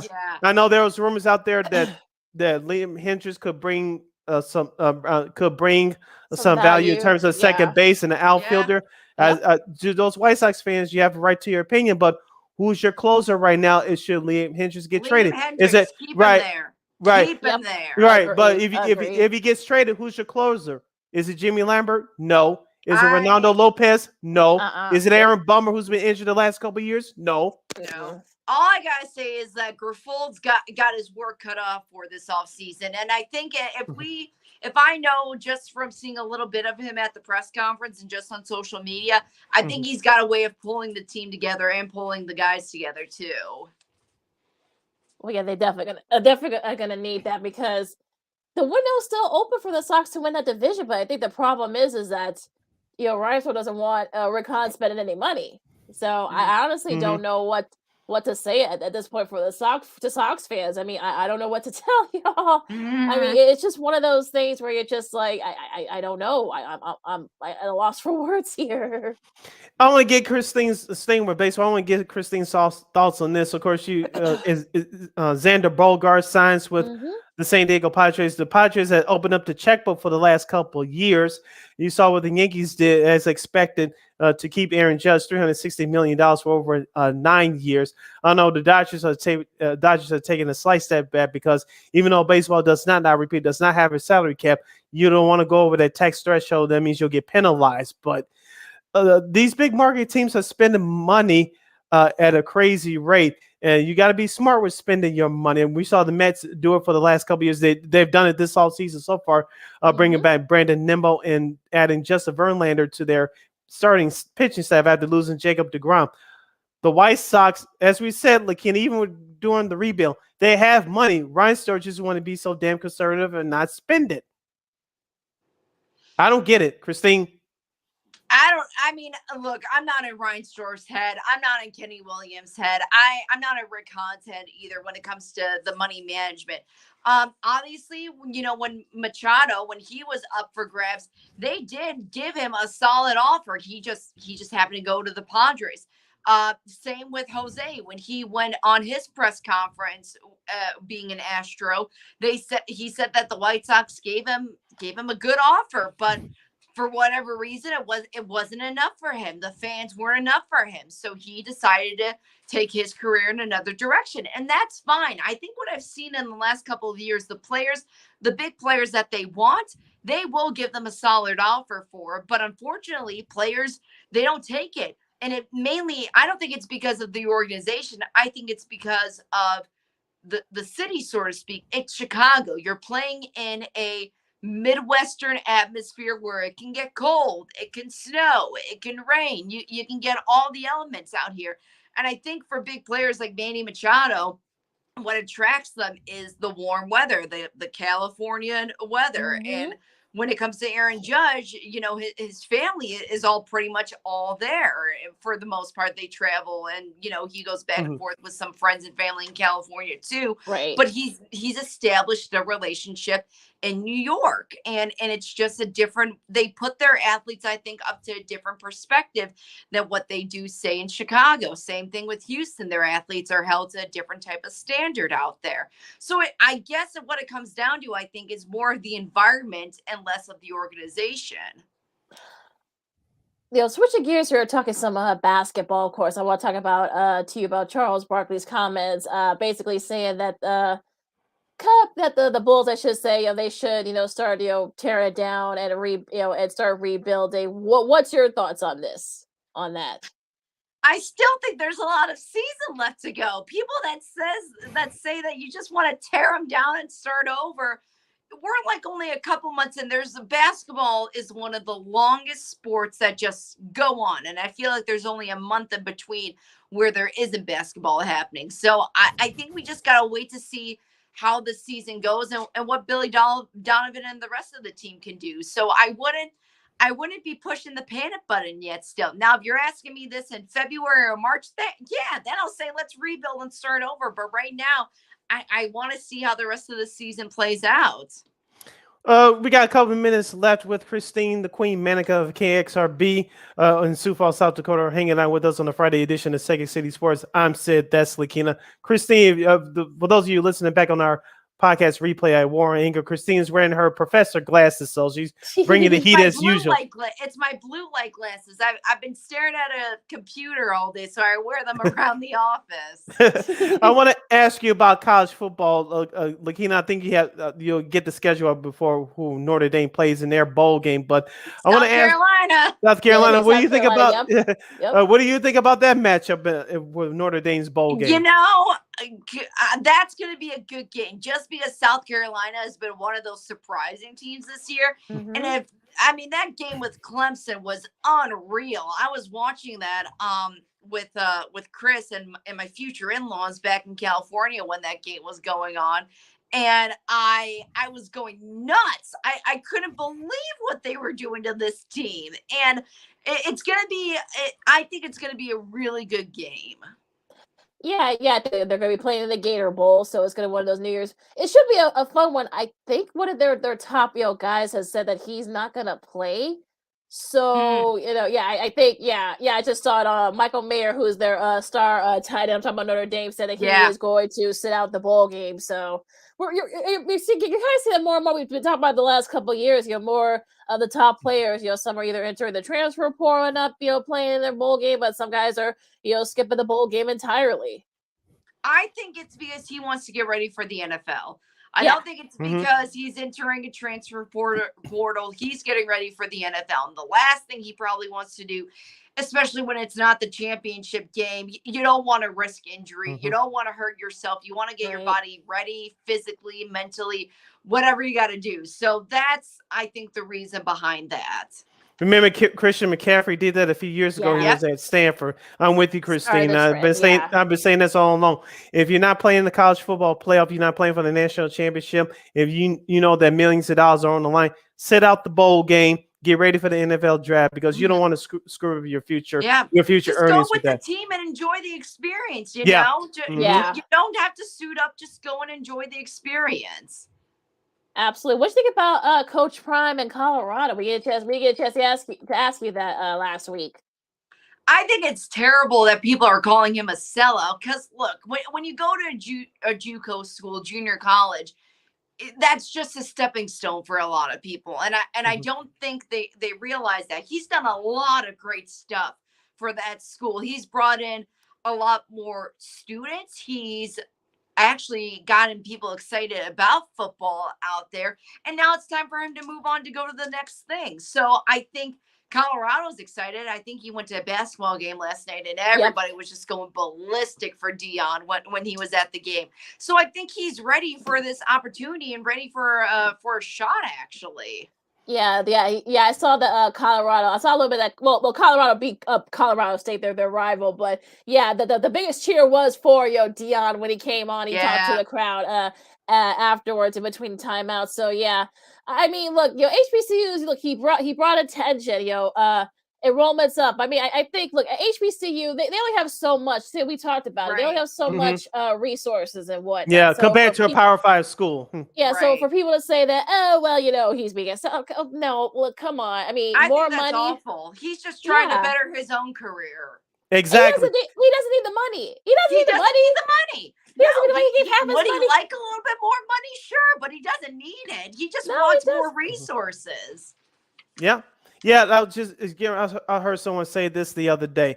For all the jobs that we do, whether it's this year or 9 to 5 or what have you, if someone comes to you say you're doing a great job at your current employer thus far, but we have a better offer here at place B, you're going to take it. Yeah. This is just human nature. So Deion Sanders is not doing anything different than anybody else. Remember, Nick Saban was a struggling assistant coach with the Cleveland Browns back in the day before he went to college football in Michigan State before Michigan State got better. And then he went to LSU and then now Alabama. Some of the other big-time head coaches, they had to start out struggling too. So Deion Sanders is no different than anybody else. No. I get it is different because he's an HBCU. I know he did historically black colleges and universities as well as he was going at home, but he did bring some the better facilities down there, but there's only so much he could do. He did donate part of his salary so those kids could come in. Lakeena, we talked about this on our last show. Whoever's the next head coach at Jackson State.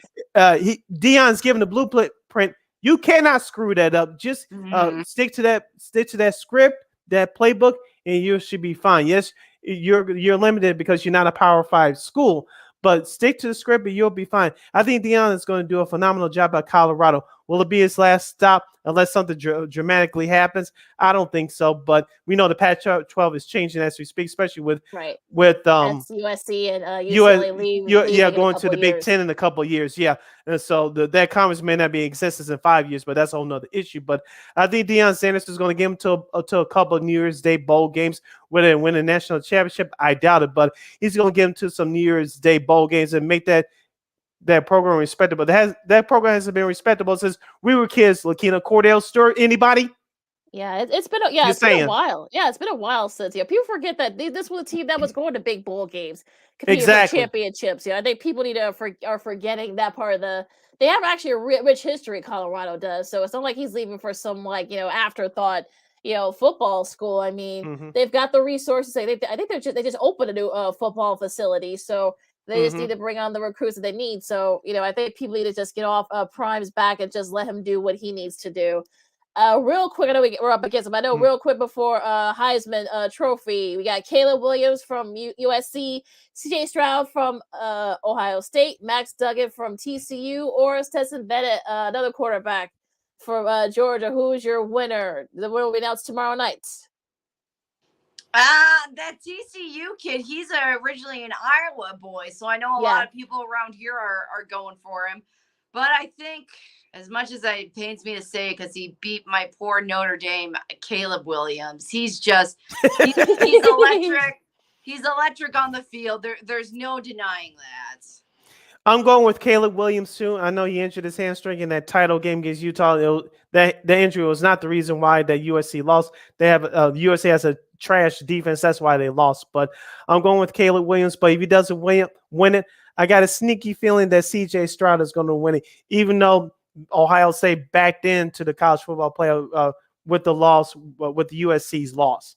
Even though Ohio State lost to Michigan, I think C.J. Stroud will win it if Caleb Williams doesn't win it. Yeah, I think Caleb Williams will win it, but if Matt Duggan somehow sneaks in there for what he did to the Big 12 title game, at least forcing it to overtime, of course, you know how some of these voters are. So I think he'll sneak in there and perhaps finish second. Although if CJ Stroud does, get in there, I mean, I wouldn't be shocked. But no respect to Stetson Bennett. I mean, the guys, he's going back to the playoff again and all his journey and whatnot. But it'll be close, so I think, once the final votes are revealed. With that said, you follow me at Keenan McGee on the Twitter and at Keenan McGee on the IG. You can follow your Shirley Sydney Brown on the Twitter and the IG at SidKid80. Once again, it's SidKid80. That's SIDKID80. SIDKID80. Christine, where can the lovely people follow you on the social media streets? They can follow me on Twitter at @Manika_KXRB. All right, folks. So, enjoy the weather. I know it's a little bit warm. You're doing your Christmas shopping. Don't overindulge, as Sid would say. Exactly. Wash your hands. If you're not going to get vaccinated, wear your mask. And just be good to each other. Enjoy all the games. Oh, of course, you got the World Cup quarterfinals finishing up this weekend. So, come around as we speak. But so enjoy all the games that are going on this week. And for Sid, Christine, I'm Lakeena. This has been Second City Sports on Sports Zone Chicago. And we'll see you guys next week. No Bears. Holla. Thank God.